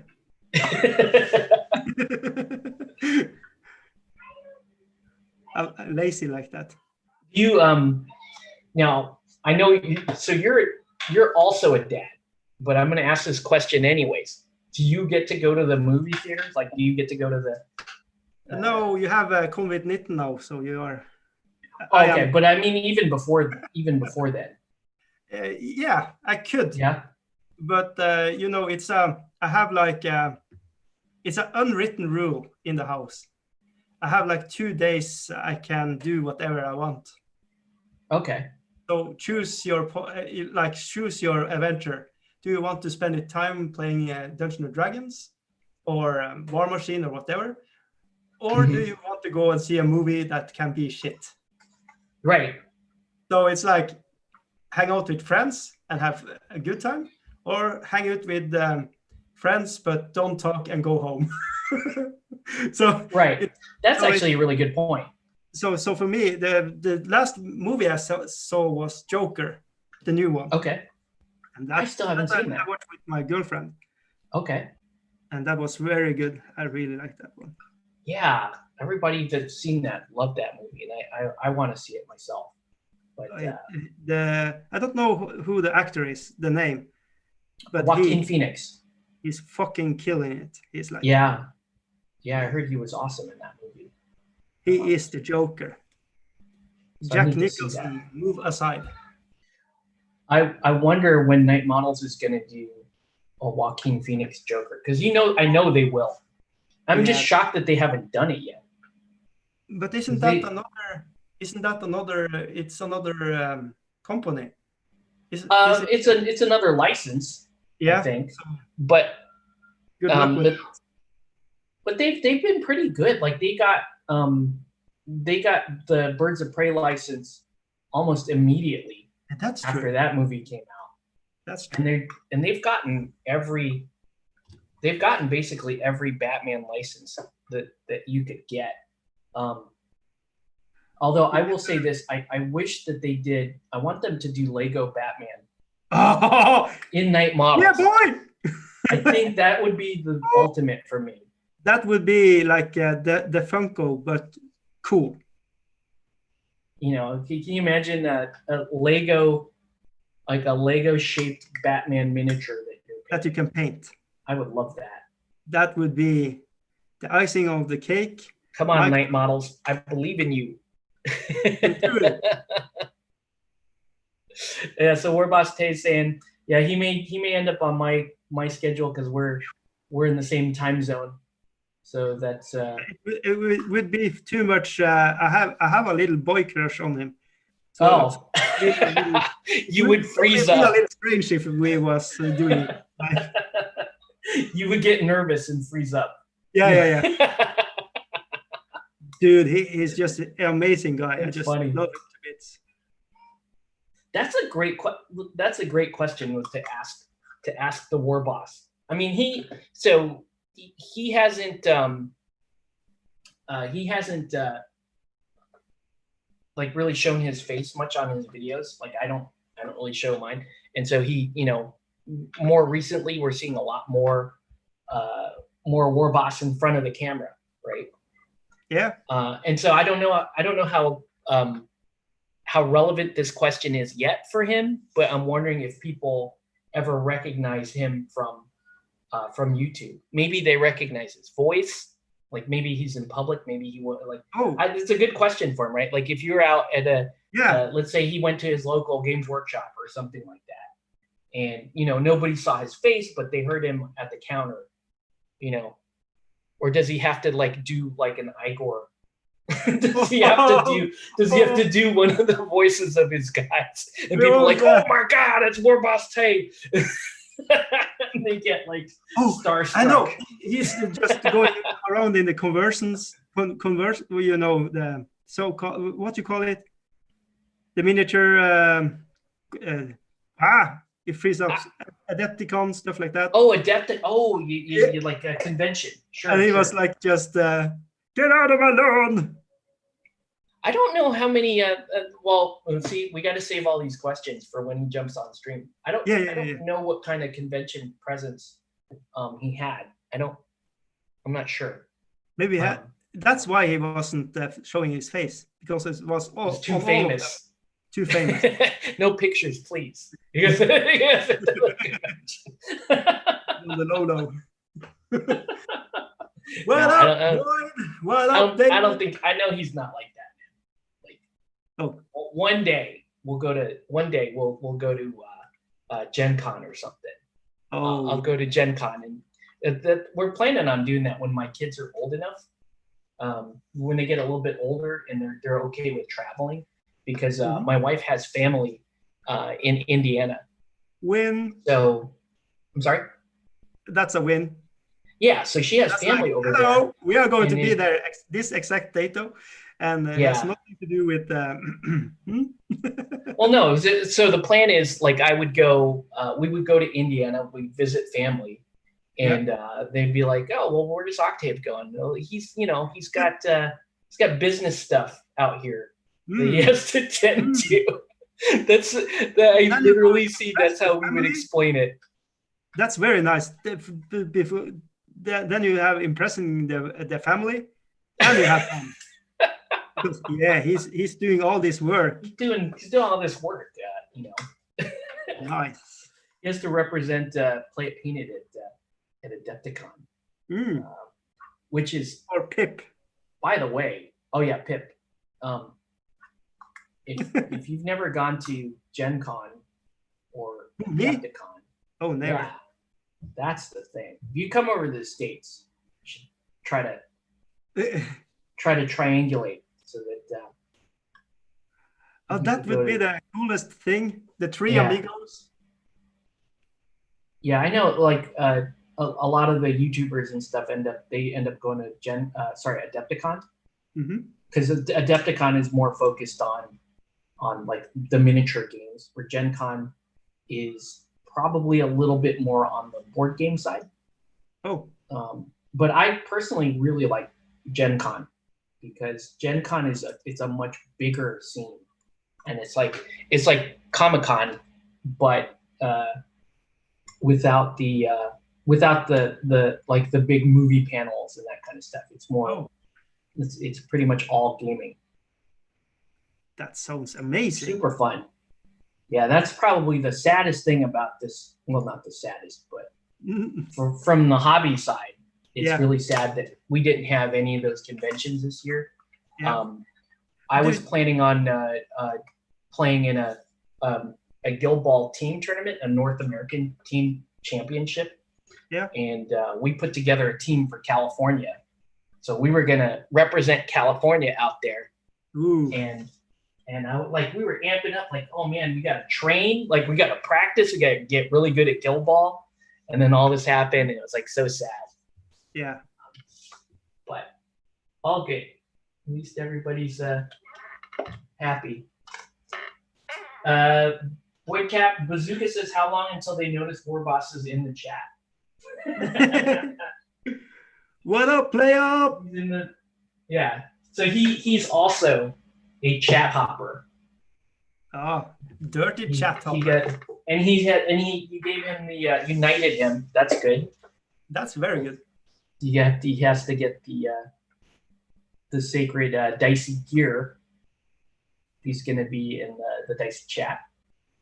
But yeah, see, we get War Boss Taeon, and then we're gonna have like certain questions that we need to remember to ask. So you can't be nervous when he's on your stream, or you'll screw it up. You won't ask the questions. But you know me, I am going to. And we'll be mad at you.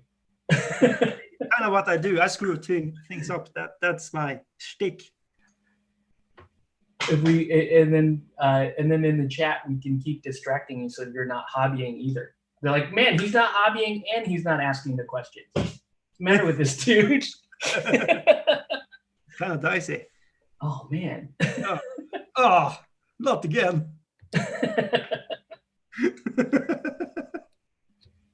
So have you? I guess that have you ever gone to like a gaming convention or anything like that? No. Never. The biggest I have been in a Warhammer tournament. We were 8 people. Okay. That's the biggest thing I've been to. It's very sad. That's okay. I mean, those things are super fun, but you know, you don't always have access to that kind of stuff. No, so conversions. No, like what do you call it? Not conversions, but conventions. Conventions. Yeah. They do not. It's not a thing here. I don't think they're trying to do stuff like salute and stuff like that in England. Yeah. Mm-hmm. And that's about it. It's a very big thing in Germany. Yes. But it's more for board games. But you have Eschenspiel. Yes, if I'm saying that right. Probably. Eschenspiel in Germany. I've always wanted to. I actually do. I would love to go to Eschenspiel. Yeah, me too. That sounds like fun. Oh yes. It would. I don't think Eschenspiel is like in the summer, and that's you know that means I would have to do a separate trip for Oktoberfest. Or I would have to stay out there for several months if I wanted to do both. And meet the locals. Yeah. I mean, that is kind of on the to-do list one day. My wife and I want to go do Oktoberfest. Yeah. Nice. But, I actually also want very much to be in everything you have said. We have Oktoberfest. They do Oktoberfest here in locally, but I have a feeling it's not the same thing. And just a hunch that it's probably not as cool. Do they play? Yeah. One of my bartender buddies went to Oktoberfest last year out in where is that? Where do they hold like the main Oktoberfest? I mean, it's somewhere in Germany. Good question. But, the next one is. But he went out there and he spent like 3 weeks out there and wow. And you know did the whole Oktoberfest thing. He was just raving about it. He's like, oh dude, it was so great. You know. Would love to do that. Really feeling it now. You really want to go. Oh yeah, I mean, there's all kinds of stuff that we want to do. Yeah. Yesterday, we took the boys to the park, which was like, oh yay, we get to go to the park, right? We're grateful to even be able to do that, and then the park caught fire. That was interesting. Yeah, there was a full blown there was a full blown fire. I took some photos on my phone.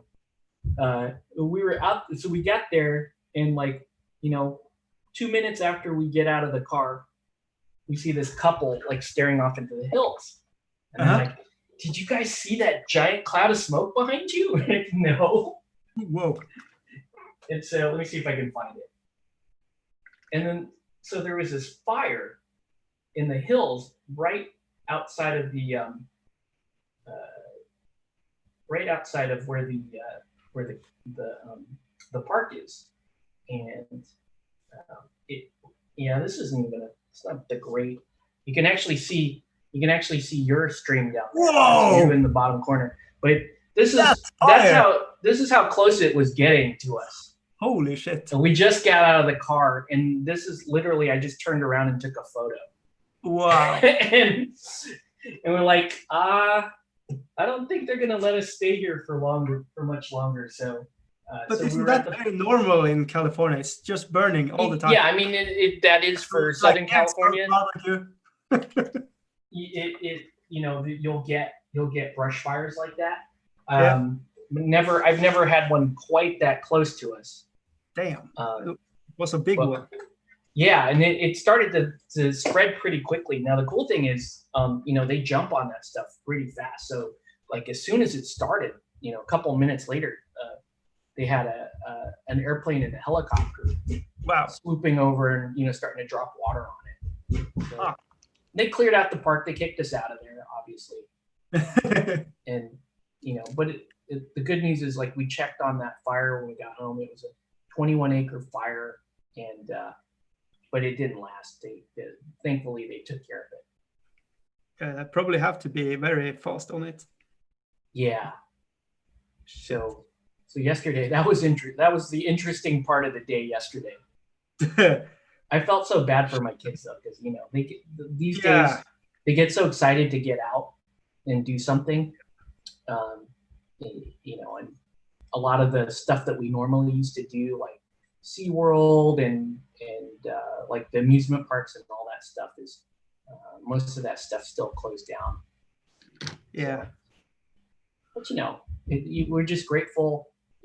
That's a good thing too. It's like the kids they're more grateful now for what they have, and that's true. And now they really appreciate. I used to get them up early in the morning on weekends so that we could go down to San Diego or whatever and hit the zoo, that kind of stuff. What? Sister Mickey needs her pay. Yeah, I just walk in on. This is the exact same thing with the chat that you guys have going all the time. It's like I'm off hours to you guys, so I walk in and I'll just read a comment like totally out of context. Like, what are they talking about? Oh, that should be the name for the spa. Totally out of context. Totally out of context. I love that. That could be this is why we got to call your chat out. Like, more of you folks need to hop in these streams so that we can have discussions that are totally out of context. Oh yeah. That would be really good YouTube content, I think, Dicey. I would watch this. I would totally watch that. And so what we would do, right, is we would have to have those chats going on in like Discord, and then really the video would just be your face reacting to it. But just the look of confusion and partial shame would be amazing.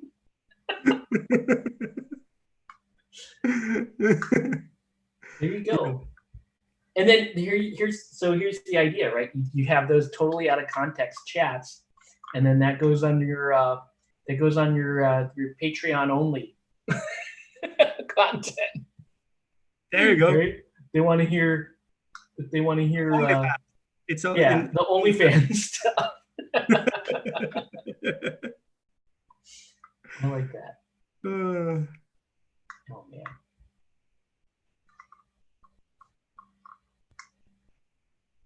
Awkward silence. So good. Awkward silence. So I just walked in, read that comment, and then went straight back to painting. Mm-hmm. So I'm not sure. You need to do that to keep your sanity. All I know is Mickey needs her pay. I don't know what that means. I don't know what that's in reference to. I will quietly agree to it. Yes, she does. She does need her pay. I don't know what for.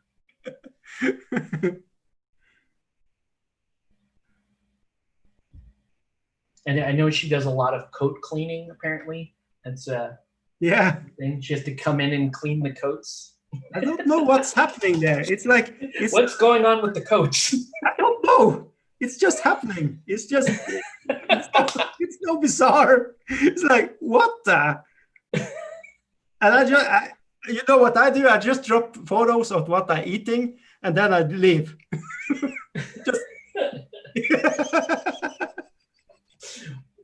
Oh, now she's trying to start a chat mutiny. Oh shit! We could have done so much coat business today. I do not. I don't know. That's a lot of coat business. What does one do? What does one do? Oh man. So what is it like super late now, Dicey? Yeah, it's midnight. Oh wow. Yeah. Still awake? Still doing your thing? Still do. I was up early today. I had a 4-year-old that needed to go to not the vet, but we had to go to the nurse and just check up on, if she could do 4-year-old stuff. Okay, yeah. So like vision and hearing and stuff like that. Yeah. And I walk in there and I'm like, yeah, we are ready. And they're, no, you canceled. No, we're not. Uh-oh. But then, yeah, let's just do it. So that's good. It's a little drama early up and driving for half an hour with a 4-year-old and getting the message, no, don't come. It's like, no. Listen, punk. Yeah. I'm not living without that. If you send us home, you have to ride in this car with me and this 4-year-old. Yeah.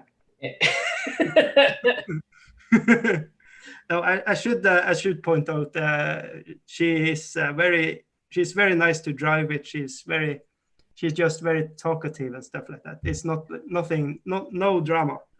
Oh, okay. Yeah. My 6-year-old, he's very talkative. Mm-hmm. He'll stay up late and invite himself into our stream just to talk. He talks with the people on my stream sometimes. She's the same, but we had this control, like we were in this 4-year-old checkup, and nothing, shy. It's one wow. This is not my girl. I don't know who. Now's your chance to tell the doctor what's going on with you, and you don't. Yeah, do it. And you you can rat on how bad that is, but come on, do something. But when it comes to telling mom what dad bought last. Oh yeah. What miniatures he bought recently. Oh yes. Then they are very good at ratting you out for every toy you buy. So I have this scheme now. I'm trying to buy them toys the same day I get a delivery from eBay or something. See, there you go. That's a great. That's great. Proven dad strategy. That's very good. This is the hush money. You're in on it. My son is he's so cool. I take him to our LGS to buy, and he buys miniatures, and he's always like, Dad, I'm not gonna leave the store unless you buy something too. And I'm like, Dad already bought his stuff this week. Daddy's fine. Don't worry about Daddy. This is about you, son. He loves to shop for minis and that kind of stuff. It's cool. I got to get him back on and painting, because he's got a bunch of miniatures. He's got a bunch of stuff. Oh, hey, did you do your I saw did you put up your Closet of Shame video, but I haven't watched it. Yeah, it's bad. Don't watch it. No, why not? I thought you were gonna. What is in? Well, just ask the chat. Like, what's in the folks that, if you're not planning on making a separate video, what's in your Closet of Shame? Oh, yeah, it's. I have made it. It is up, and it's bad. Don't watch it. Oh man, I have to film mine. What is in my Closet of Shame? Because there's some really nice stuff in there. Mm-hmm. It's just sitting around. Well, see, this is the War Boss though. He's like so positive. He calls it the Closet of Potential. Yeah. Right. So he turned it on its head. It's like not a bad thing anymore. And we have our videos called Pile of Shame. But he's more positive, so he's calling it a Closet of Potential. He's so. I have to pick. Good guy. Yeah. I have to decide what I actually want to show because there are many choices. Yeah, actually I was ends like, up. holy shit.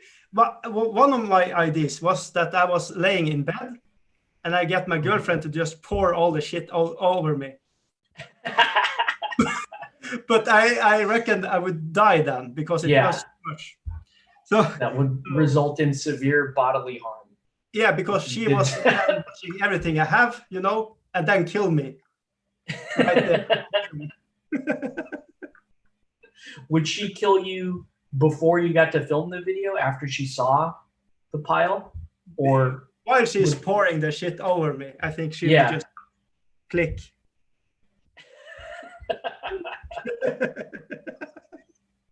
So yeah.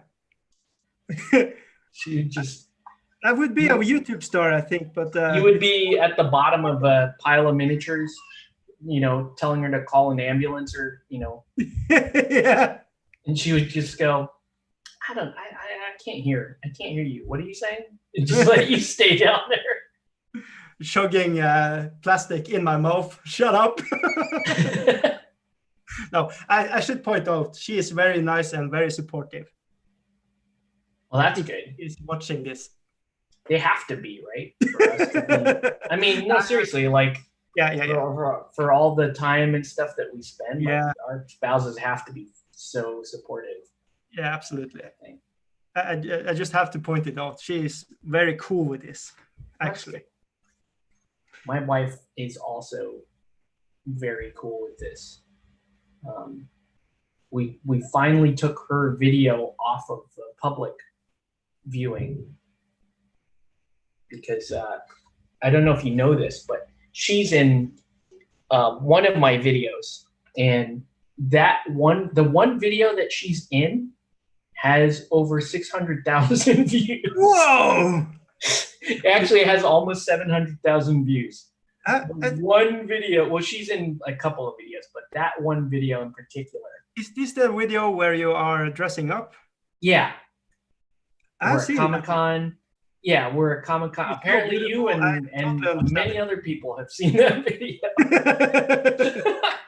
But that was like an insanely popular video. And I don't know. After a while, it was cool. And then after a while, we started to think about some people are kind of getting the wrong message from that video. Okay. And so we were like, yeah, and she's a school teacher. Oh, yeah. Probably shouldn't have that out and available for public viewing. So I finally unlisted, I like privatized that video. Just for paying customers. Just, I guess, I'll put it behind a paywall. Like, if you want to see that video. Sorry. No, don't worry about it. It's super funny. Like, we joked, like, dude, because her video has like more views than like my whole channel, right? Oh, like, I have like 1,000 videos or something on my channel, but if you compare the views between the one video that she's on, versus my videos, it'd be like, it doesn't make sense. Like, she should. So, dude, what I get out of that is she should just be a YouTuber. You should script the things to her, and she could do painting and stuff. Yeah, we should just like forget my channel. Yeah, and just watch my wife. She'd rake it in. Yeah, just film her when she's cooking or something. She would be like way more popular. Yeah. She didn't want to do it. I'm like, well, she's like, you make money on the commissions, but you don't make money on the YouTube channel. Like, nope. That's because I had to take off the video where you are on. Yeah. That's no joke too. There was like one summer, like last summer or maybe the summer before, that video exploded in views. Yeah. And so I was getting pretty good ad revenue from YouTube. Nice. During that summer. The Google money. It was like, and I pointed it out to her. I'm like, look, you want to, if you want to make a little additional money, be in more of my YouTube videos. And she's like, yeah, I'll do it. And we never got around to it. We filmed like one follow-up video, I think, about a year ago. But back when, you know, when the iron was hot, we did not strike. What was that? It's the video you are talking about. I don't think it's anything like out of the ordinary. It's just a normal video where you have dressed up. So yes, that's actually, you're absolutely right. It's a pretty inane video, right? Yeah. It's a pretty you know, subtle video, but the premise under which, if I can't even explain to you the premise on air, because it's, anyways, there's a certain premise behind the video that I think the algorithm picked up on, that made the video out to be less innocent than it really is. I'll just put it to you that way. And so the video got really popular. I don't understand what you're saying now. You have to Okay, I'll put it to you this way. I titled the video a very specific way. Hey, what's up? Lord Draconum's in your chat. So I titled the video a very specific way, and it was a totally different reference. And if for whatever reason that title of the video read as something, we'll say, inappropriate for young children. Oh, okay. And so it attracted a whole host of people coming to view that video, thinking that they were going to see something else. Right? I'm just putting it to you that way. They thought they were going to see something else, and it was not. But it wasn't that. But they stayed because she is a looker. Right. They stayed and watched it anyways because they're like, oh, I want to see this girl. She's cute, right? Yeah.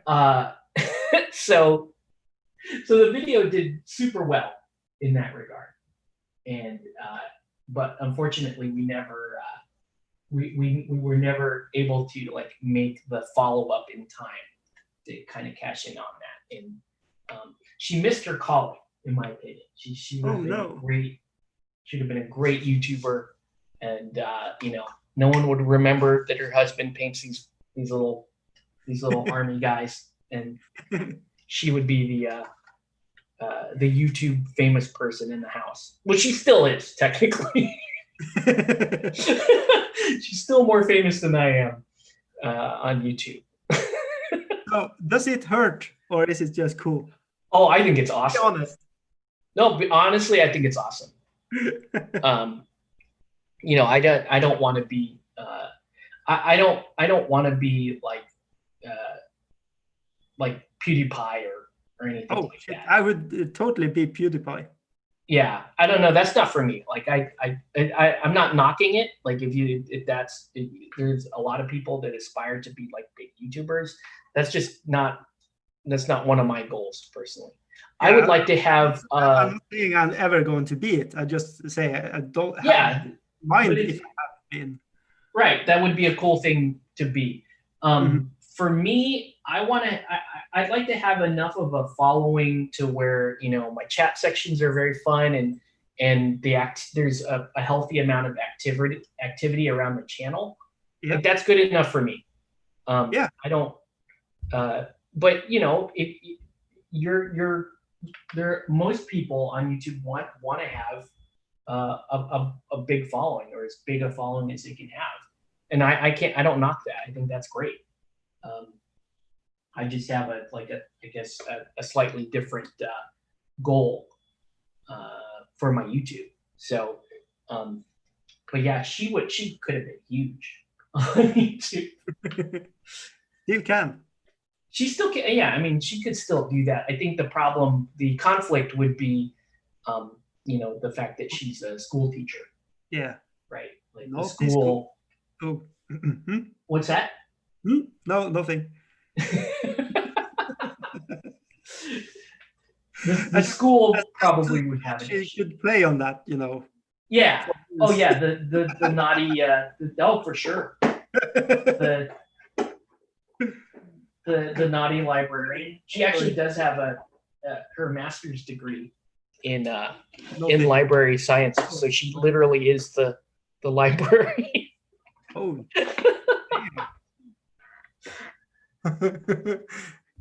You're struck gold there, I have to say. But she yeah, I don't know. She doesn't want to do it. She just wants to. She's still criticizing me for you know, why isn't your channel bigger? I'm like, I don't know. You have bigger boobs. I don't. Yeah. I need to learn how to twerk for miniatures. Oh, you should totally watch a couple of years ago now. Eric Bear did a twerk. That's got to be pretty awesome. Oh, dude, he totally did it. Like it was sexy. It was so awkward. It's so cool. I need to find the video and show it. That's funny. He was killing it. I didn't know what twerk was, but damn, I need to do research afterwards. That is pretty awesome. I think he did it because he struck 10K subscription or something. Oh, okay. And he did it. What are you gonna do if you hit 10K subscribers? Twerk like Edic. You're gonna twerk? Okay. I'll make the same pledge then. Anyway, if any of us hit 10K subscribers, we're gonna be required to twerk. I don't know if anybody wants to see me twerk though, but I'll do it and then immediately drop down to 2,000 subscribers after I twerk.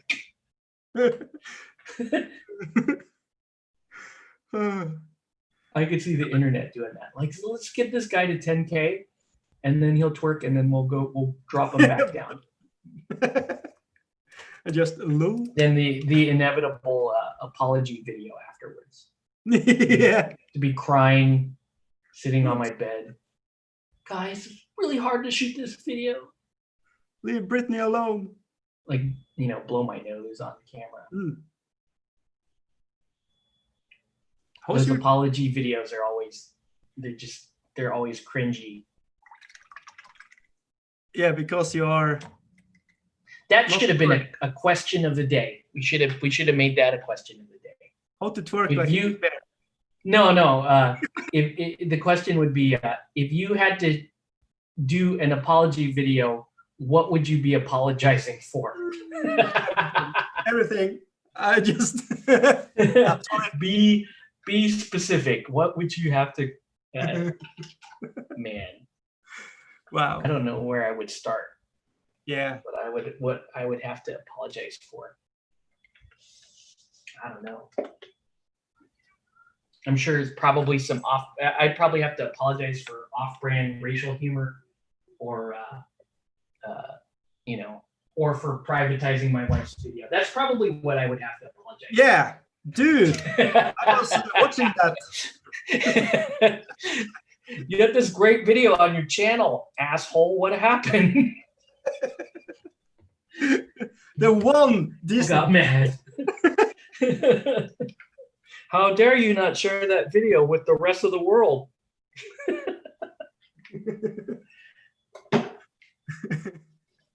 That's a best question. Let's see. I should retain my owner and don't keep yourself out and sell out. But you know, I am on Patreon, so. They're saying they see you as David Moffat sees you more of a wrecking ball dancer. Now, does he mean like just clumsy knocking shit over, or is he talking specifically about Miley Cyrus wrecking ball? Apologize for this. like I am going to go on a wrecking ball naked. Yeah, but like Miley Cyrus. Is that maybe that's what he's getting at? I think I could pull Miley Cyrus look. That's what everyone's waiting to see. Is there a confirmed fire crotch in the Diceyguy wrecking ball video? Wait, what? That's the fire crotch. That's a like a Lindsay Lohan reference because she's a redhead. Oh, okay. Oh. So, I shave. Did I?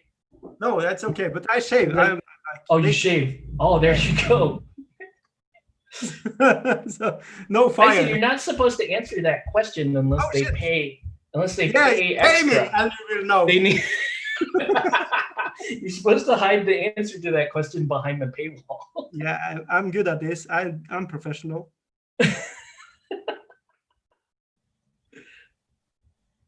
That's our unofficial question of the day, folks. So I want to see that in the chat. What are you apologizing for? Oh, okay. In your YouTube video. I was like, you want to see what in the chat? I mean, we guess. I can guess what what newbie would be apologizing for. Or, everything. Yeah, everybody, right? Yeah. What's your apology video? What's the subject of it? Yeah, but honestly, I don't know if I had anything to apologize for, except using time. People, but it's just a funny thing, right? Maybe your apology video would be, not doing enough hobby during your streams. yeah. Right. Yeah. Maybe mine would be always screwing up my camera right before I hit the record button. No, mine would definitely be apologizing for privatizing my wife's video. Yeah. How dare you? How dare you? I was using it for research. Sorry. Oh, don't be. It's good stuff. Yep. That was I said too. I do think she should have shot more though. It was like, I told her straight up, I'm like, you imagine if you were in the wargaming world? Man, people would go nuts over that. That is true. Oh well. She seems like, I don't know her, but she seems like a very mellow and cool like a person. Maybe not. Yeah, she's so she teaches drama. She teaches English and drama. Oh, and she's very extroverted. Oh, so she's very it's so her not doing YouTube has nothing to do with shyness or anything like that. Because she would have no qualms about performing. The issue is I don't think she finds it the format interesting enough. Oh, for her, like if she's gonna do performance stuff, she would want a live audience or something like that. She feed on the energy. Yeah. She very much likes that type of that type of energy, as opposed to the internet. The rest of us. Yeah, because we have to imagine people. Right. Okay, we're not hot enough to be on actual TV, so the rest of us have to just deal with painting these little guys. All right, that's that's our lot. Okay. So no, she is super cool. She's really she's very, I guess the word is, she's very honest. She's very down to earth, very honest about things that a lot of people will say are maybe more prudish about. Probably the best way of explaining it. So if you wanted to ask her about, she used to hop on the Twitch streams with me late night and answer questions with people, and those got really popular because she would talk to, to like gamers and stuff about like the perspective of, we'll just say like the normie, right? How she sees the whole gaming community and that kind of thing. And she used to tell stories about when we would go to conventions together, because while she didn't game, she went with me to a lot of conventions. So she's been to Gen Con, and she's been to pretty much all of the gaming conventions here in Southern California. That's something I wanted to ask you about. Yeah. If you was a regular going to these shows. Oh yeah. She would always go to the shows. And in fact, that's what that video was about, right? Yeah. Where she was in costume and she runs around those conventions and she would promote the games that we're playing. Yeah. She would go and promote, come over to this booth or whatever and play games with my husband, that kind of thing. And and goofy guys would be like, "Oh, there's a girl talking to me." And they would just, that's me. Oh yeah, whatever you say, I'll go. So she was very, very good at that. When we went to Gen Con in what was that? I want to say 2013. It was a while ago. We were, I was promoting Malifaux with Weird Miniatures, and she was dressed up the entire time at Gen Con, and and she got to know the head, the two guys that are the head of Weird Miniatures, and she was like, "Hey, I'll help promote your booth," and they're like, "Okay," because she was in costume and they were whatever, and they gave her a bunch of business cards and that kind of thing, and she would walk around while I was teaching people how to play the game. She would walk around just promoting the booth, and they really liked that. Obviously, that's nice. Nice promotion. Yeah, absolutely. Full costume. Yeah. Good full looking. Costume and and you know what not to hate. Most of the time you have to pay for that, right? You have to pay for the booth babe, as they call them. But yeah, she did that for a few years with me. Nice. Before we had kids. And then when we made the decision to have kids, it was like, well, okay, we're not doing the convention stuff really. Just a couple of years, a couple, like maybe 1 or 2 conventions a year. And I stopped doing Comic-Con, I want to say 3 years ago. Sounds about right. That's another sad one. No Comic-Con this year. Yeah. So what happened there? What's that scene? Well, it's just you mean you're asking about Comic-Con? Well, Comic-Con is it's like one of the biggest conventions in the world, just period. Right? It's gigantic. It like takes over the entire city of San Diego for the whole week, and all of the major movie studios and all that, they come down to Comic-Con to promote their movies. So there's going to be a new Avengers movie, a new Star Wars movie, any of the Marvel stuff. Yeah, that's all at Comic-Con, and it's just a gigantic, basically a gigantic nerd fest that happens every year. And it really is an event, right? People come from all over the world to go to Comic-Con, and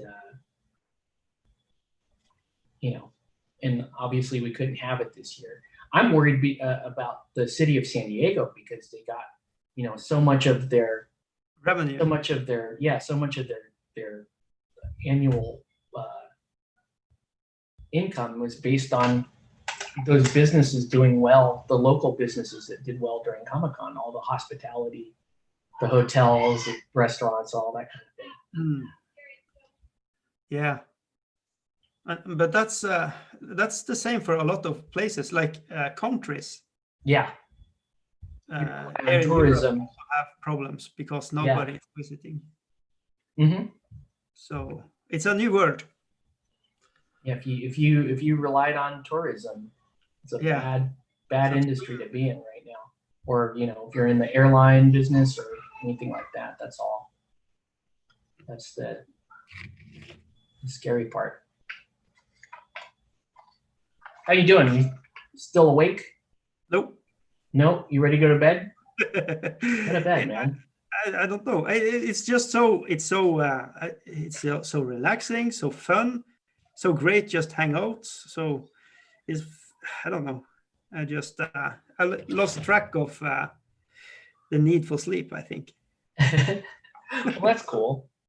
I mean, whoa, focus. What happened to my autofocus? It's like, hold on.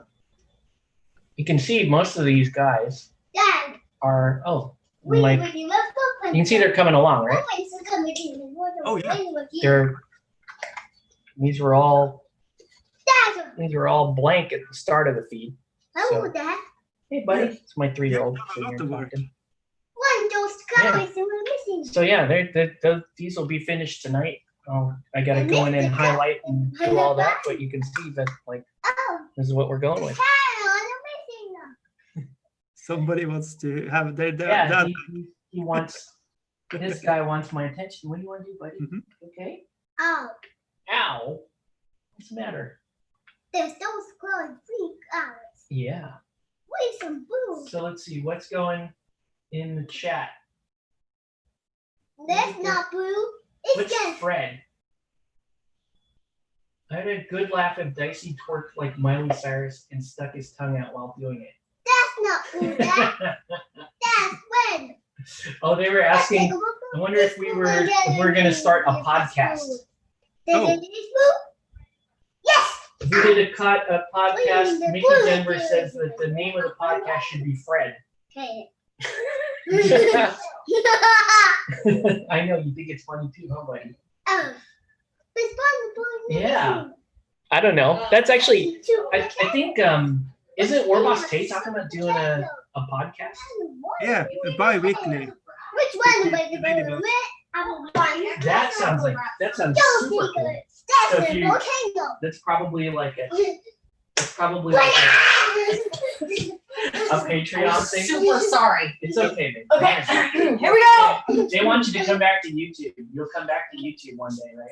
You want me to come back and do a stream? No, yeah, someday. I'll stream with you guys. Yeah, I'd love to. Yeah, we'll pick a day to do that. We'll do that at some point. I'm sorry. Okay. Yeah. Okay. Yeah. Okay. You heard. Close this and lock it behind us. Exclusive here on Diceyguy. Okay, everyone up. There we go. There, lock it. Mrs. Play It Painted wants to do a chat or a stream with us. That would be cool. But yeah, if Warboss Tate does a podcast, that would be awesome. Yeah, I would listen to that. It's a Patreon thing. Yeah. Oh, is it? Yeah. Okay. Hopefully I pledged high enough to be part of that. Hopefully I get access to the podcast. Oh yeah. Because that's a nice thing to. Do you listen to a lot of podcasts? I make one podcast myself with Norwegian friends. We are talking about computer games. Oh, cool. Is that double crit? Is that the? That's the thing I try to pimp out. Yes. Oh, nice. I have never listened to it, and unfortunately, I don't understand Norwegian, so I totally understand that. But we are trying to ease into YouTube, and we are going to eat a lot of strange stuff. Oh. So I don't know if you have seen Mythical Mornings. Oh. That kind of vibe to it. Speaking of which, look at this. It is still Still here in the package. I still have not cracked this thing open. It is deaf. Please eat it. I know. I need to do that, but I want to record it. Like I want to record my reaction to this. My son was going to join me. He was talking because he's like, "Ooh, it looks scary, Daddy." I'm like, yeah, it has words that we don't understand on the package, and we wanted. So we were going to do that. I think he's you are going to become Vikings after eating that. Okay, that's a good selling point. But I think what's going to happen is he's going to have to watch me eat it and react to it, and then he'll try it. But no. The other way around, or else you're never going to eat it. No. Oh yeah, I know, right? Well, I'm definitely gonna do. Maybe we get my wife to do it too.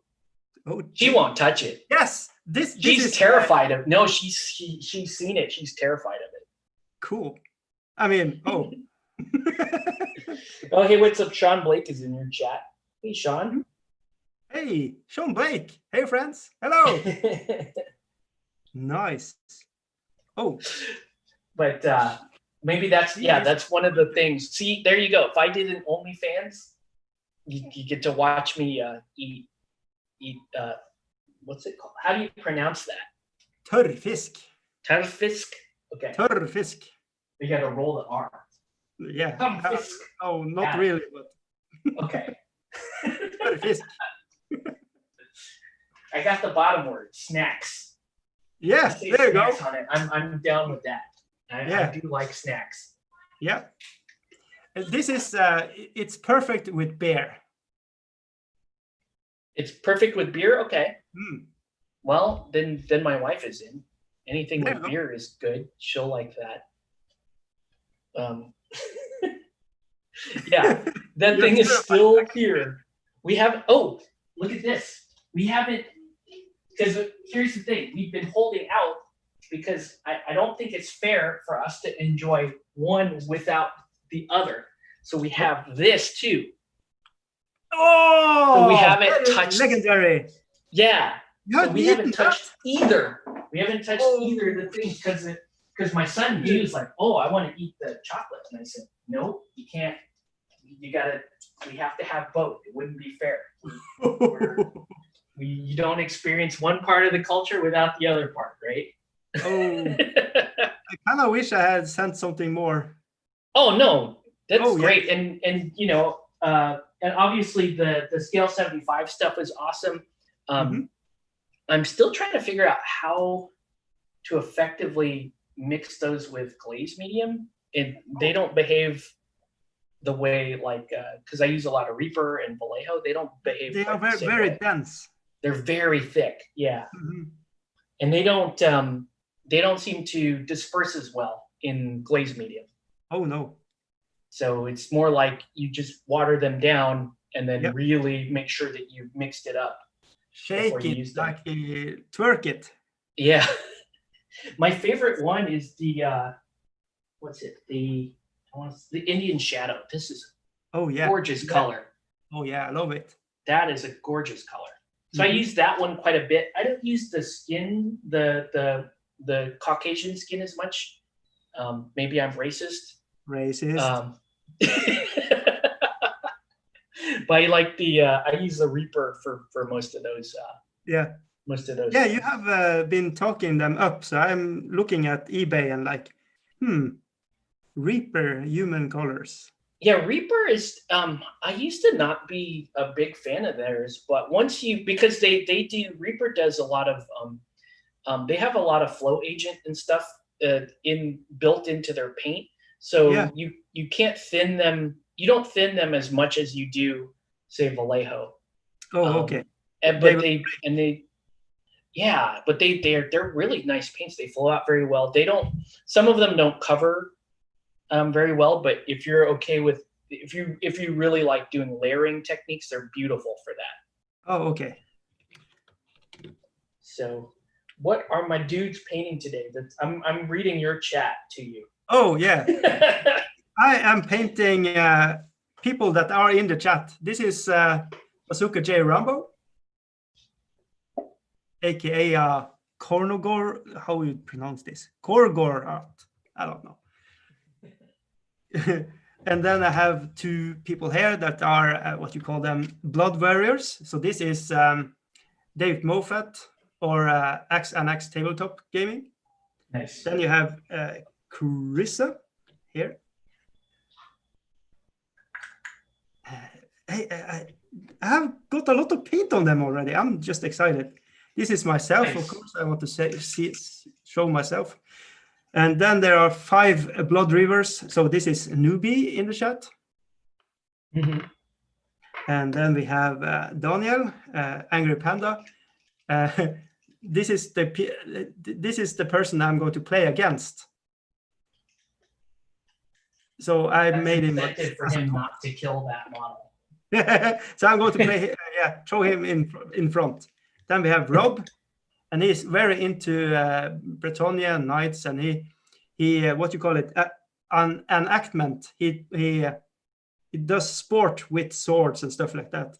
Oh, he does like reenactment or like LARPing type stuff. Yeah, but without the LARPing, just clash swords. Oh, just the And then we have MJ, Mickey Janver. Mickey Janver, yeah. Oh, yeah. And then we have the piece of the Resistance, Warbaste. Where's the?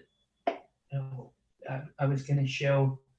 I have a model that I'm sort of nicknamed Mickey Janver playing Guild Ball, which would be this model right here. Oh yeah, the Mickey Janver, but she's not blonde. I have to paint a blonde one.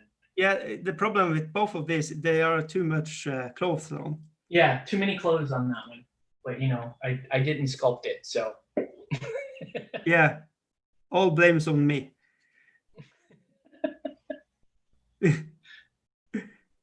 I really that was skeleton horde to just do a quick and dirty blondish hairstyle. Oh sure. Very nice. That makes sense. Does Skeleton horde is just very useful color for everything. Parchments, skeletons, everything. Leather. You can use it over teeth. Mm-hmm. And then you just build it up with other colors on top of it. So it's like your shade and your base color. Right. If you're gonna do like white cloth, if you're going with like off-white, you can use it for that. Oh yeah. Yeah, if you're gonna that has a brown one, or do you use the up to carry white? Yeah, apothecary white. So if you want to cool or warm, 100%. Yeah, just sorry, I interrupted. Oh, no worries. That's fine. Oh, okay. The other thing I got the other day that I was trying out is, I have never seen this before in my life, but if you have, I don't know if you've ever tried Citadel Air. Oh no, I did not even know that was a thing. Oh but, yeah, it came 3 years ago, I think. Yeah. But they gave it to me at the hobby shop. And you was like a vampire. And they were like, Octave, have you ever seen this? I'm like, no, I never even heard of that. And I'm like, here, try it out. And I'm like, okay. I mean, I can say that I can confirm that it works in an airbrush. Oh, you have tried it in an airbrush. But I guess that's about it. Have you tried it without airbrush, like just for just brush? Painting? No. The problem is that I almost never use pure black. Okay. You know, just for ice on miniatures. Yeah. Like I use pure black around the base, and that's it. I don't do the rim job. The rim job.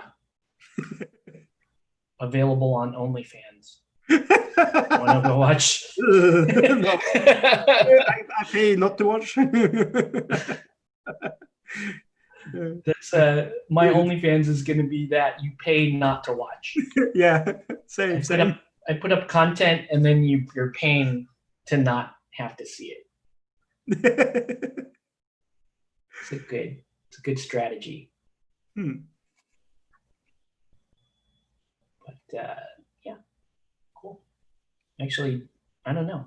Man, I mean tonight because these guys are cooking, we may be done with these pretty quickly here. Yeah, I need to slow down. I have like 3 weeks to paint. I can't. You gotta pick up a bonus project then. You go to bonus rounds, right? Oh yeah, that's true. Yeah, I could do the same thing that you are doing now, painting the Mythic Battles. yeah, that one. Yeah, the core box doesn't have nearly as many miniatures as the Pandora's box. I have Pandora too. Oh, okay. But maybe you commit to doing just the core box. And yeah, then, yeah. I will see. I will. Did you get the whole season 1 then? I got some giants and stuff. Wow, it's a lot of boxes. Yeah. The company makes great miniatures. They do. So yeah, the problem is to get everything painted and on the table, and actually have the stamina to understand the rules and play it. Right. So you have to sell the game as well. Yeah. That's the thing that sucks a little bit. I've been, before I got this, I was painting this for a client of mine. So I had already painted probably 75% of his set by the time this showed up. And I was joking with him last night that like, yeah, I'm going to be done painting this whole set, and then I'm going to go back and finish painting yours. And he's like, yes, please. Oh, we need to do that. And I'm like, yeah, okay. And yeah, and I played the game once. It's fun. It's a fun game. Yeah, I have played it with my son when he was 9 years old. And I think we played it the correct way. I think it was very, very fun. The way that you collect your like god power. Yeah. Yeah. So so I don't know if you know the story of this, but this was a friend of mine that moved away. Oh. And he couldn't bring this with him. Oh, okay. And he was like, does anybody want this Mythic Battles Pantheon? And with our group of friends? No, I didn't say anything. Oh, okay. And then, one of my buddies, Sean, who's regularly on my stream, he was like, I bet Octave can paint that. That's what he says. And then, so it was just sort of agreed that I would take it on. Yeah. It was like, and this was, literally a day before, Warboss Tay said he was doing a challenge. Oh, wow. So like that thing just landed perfect, because I told him like, yeah, I can paint it for sure, but I don't know if I'll have much time to play it. And he was like, that's fine. At least it'll get painted. Yeah. And there are like locals. We have a few people locally that have their own sets. So I think we will play it at some point. That's the big advantage you have where you live. You have people.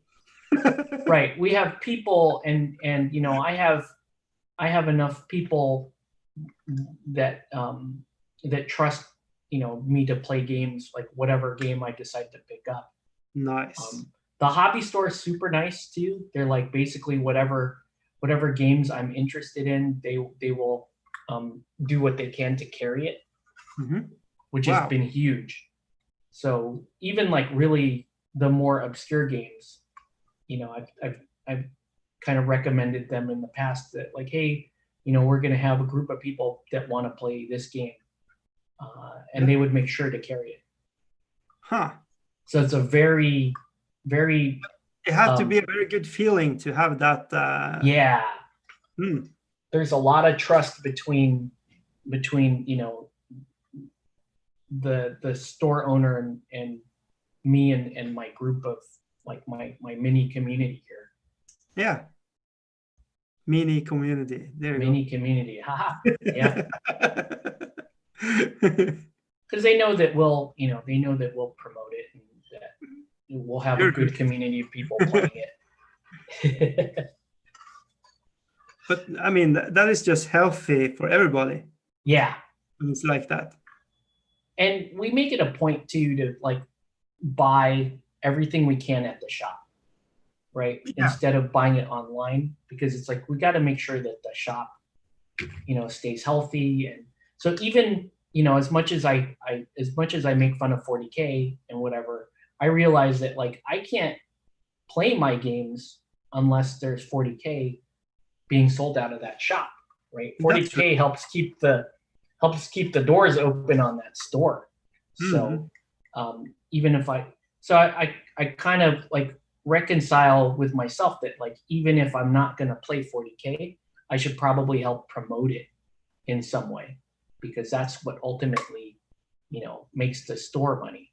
So that's the reason you have gone back and forth with this when he asked you. Yeah, that's why I was conflicted when he was like, "Why don't you play 40K?" I answered him truthfully, and then I messaged Yvonne, and it's like I feel guilty that I had that discussion. Yeah. But then again, you have to have your motivation and your right street cred. I don't know.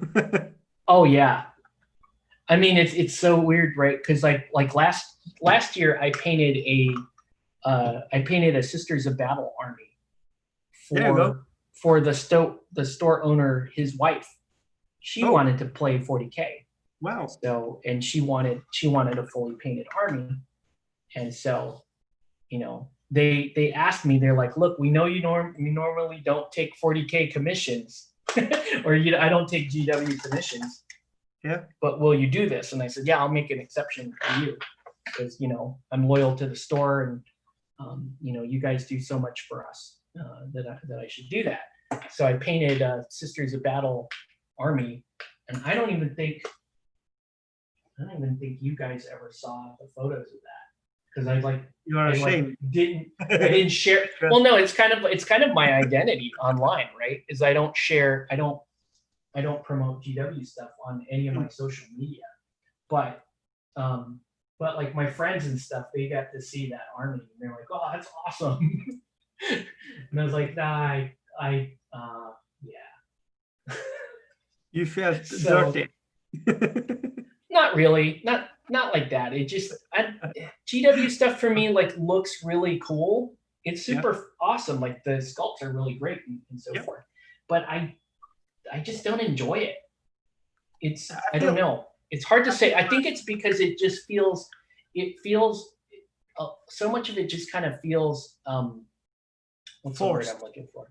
Not that it doesn't carry the same character. Oh yeah, I would say, like if you're talking about like a space marine, if you have a space marine without his helmet on, right? Yeah. He looks like he conveys his sense of war and power and violence and all this other cool stuff, right? But it's not the same thing as like holding up a Batman miniature or a Malifaux miniature, where like that character has a name. That character has like. And I know that there are named characters in GW stuff, but it's not the same thing. Like, okay, this is Perdita Ortega from Malifaux, right? And she has her whole story, and we know where she's gone from version to version, and we know, what's going on with her family. And it's like every miniature in your Malifaux team has that kind of character to them. Whereas in GW, the majority of what you're going to paint is just kind of like these sort of faceless, soldiers. And that's what I felt like painting the Sisters of Battle. I'm like, yes, these look cool, but I feel like I'm just painting the same nameless person in just a couple of different poses. I have to set the pulse on you there and say Warcry, I think, captures something. Yeah. Especially if you are kit bashing and stuff. Mm-hmm. But yeah, I totally know what you say. It's very true. And again, I'm not trying to like knock it, because you put like, it's just like this, right? When you put these guys individually, you're like, whatever, it's just an archer guy, right? Yeah. You put a bunch of them on the table, painted like that, and that looks very epic. Yeah. Right? Like that's a very cool battle scene. That's what gets a lot of people inspired to play war games. Especially if you're new to 40K and you look in a white dwarf or something, and you see these big battles set up, fully painted armies, everything looks awesome. Like I get that, right? I get the allure of that.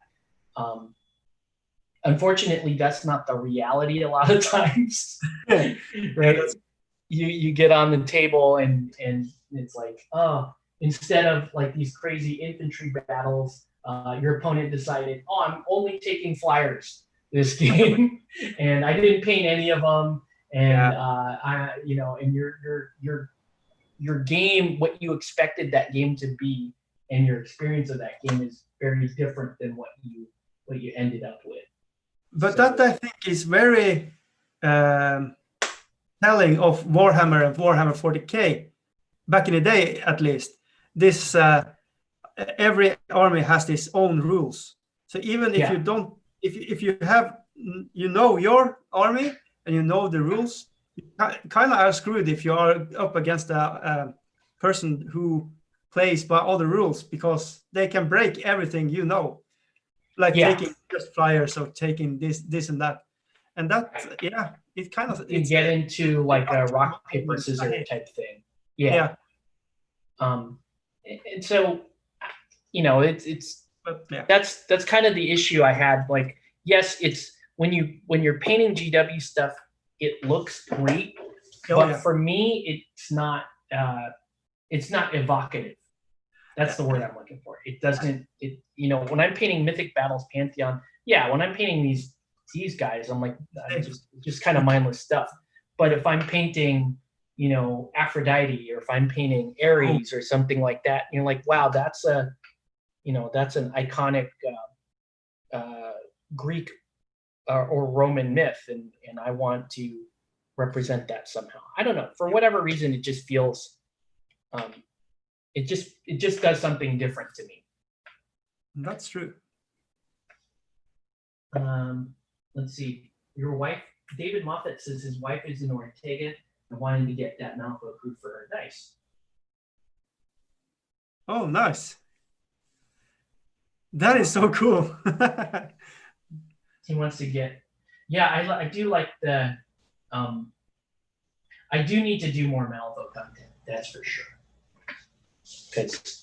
I also have a crew of Malifaux that's waiting for painting. Mm-hmm. But I want to do more Malifaux content, and I want to do some Batman content.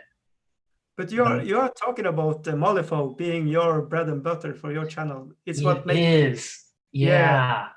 So it should be easy peasy, lemon squeezy there. Talk about the Malifaux.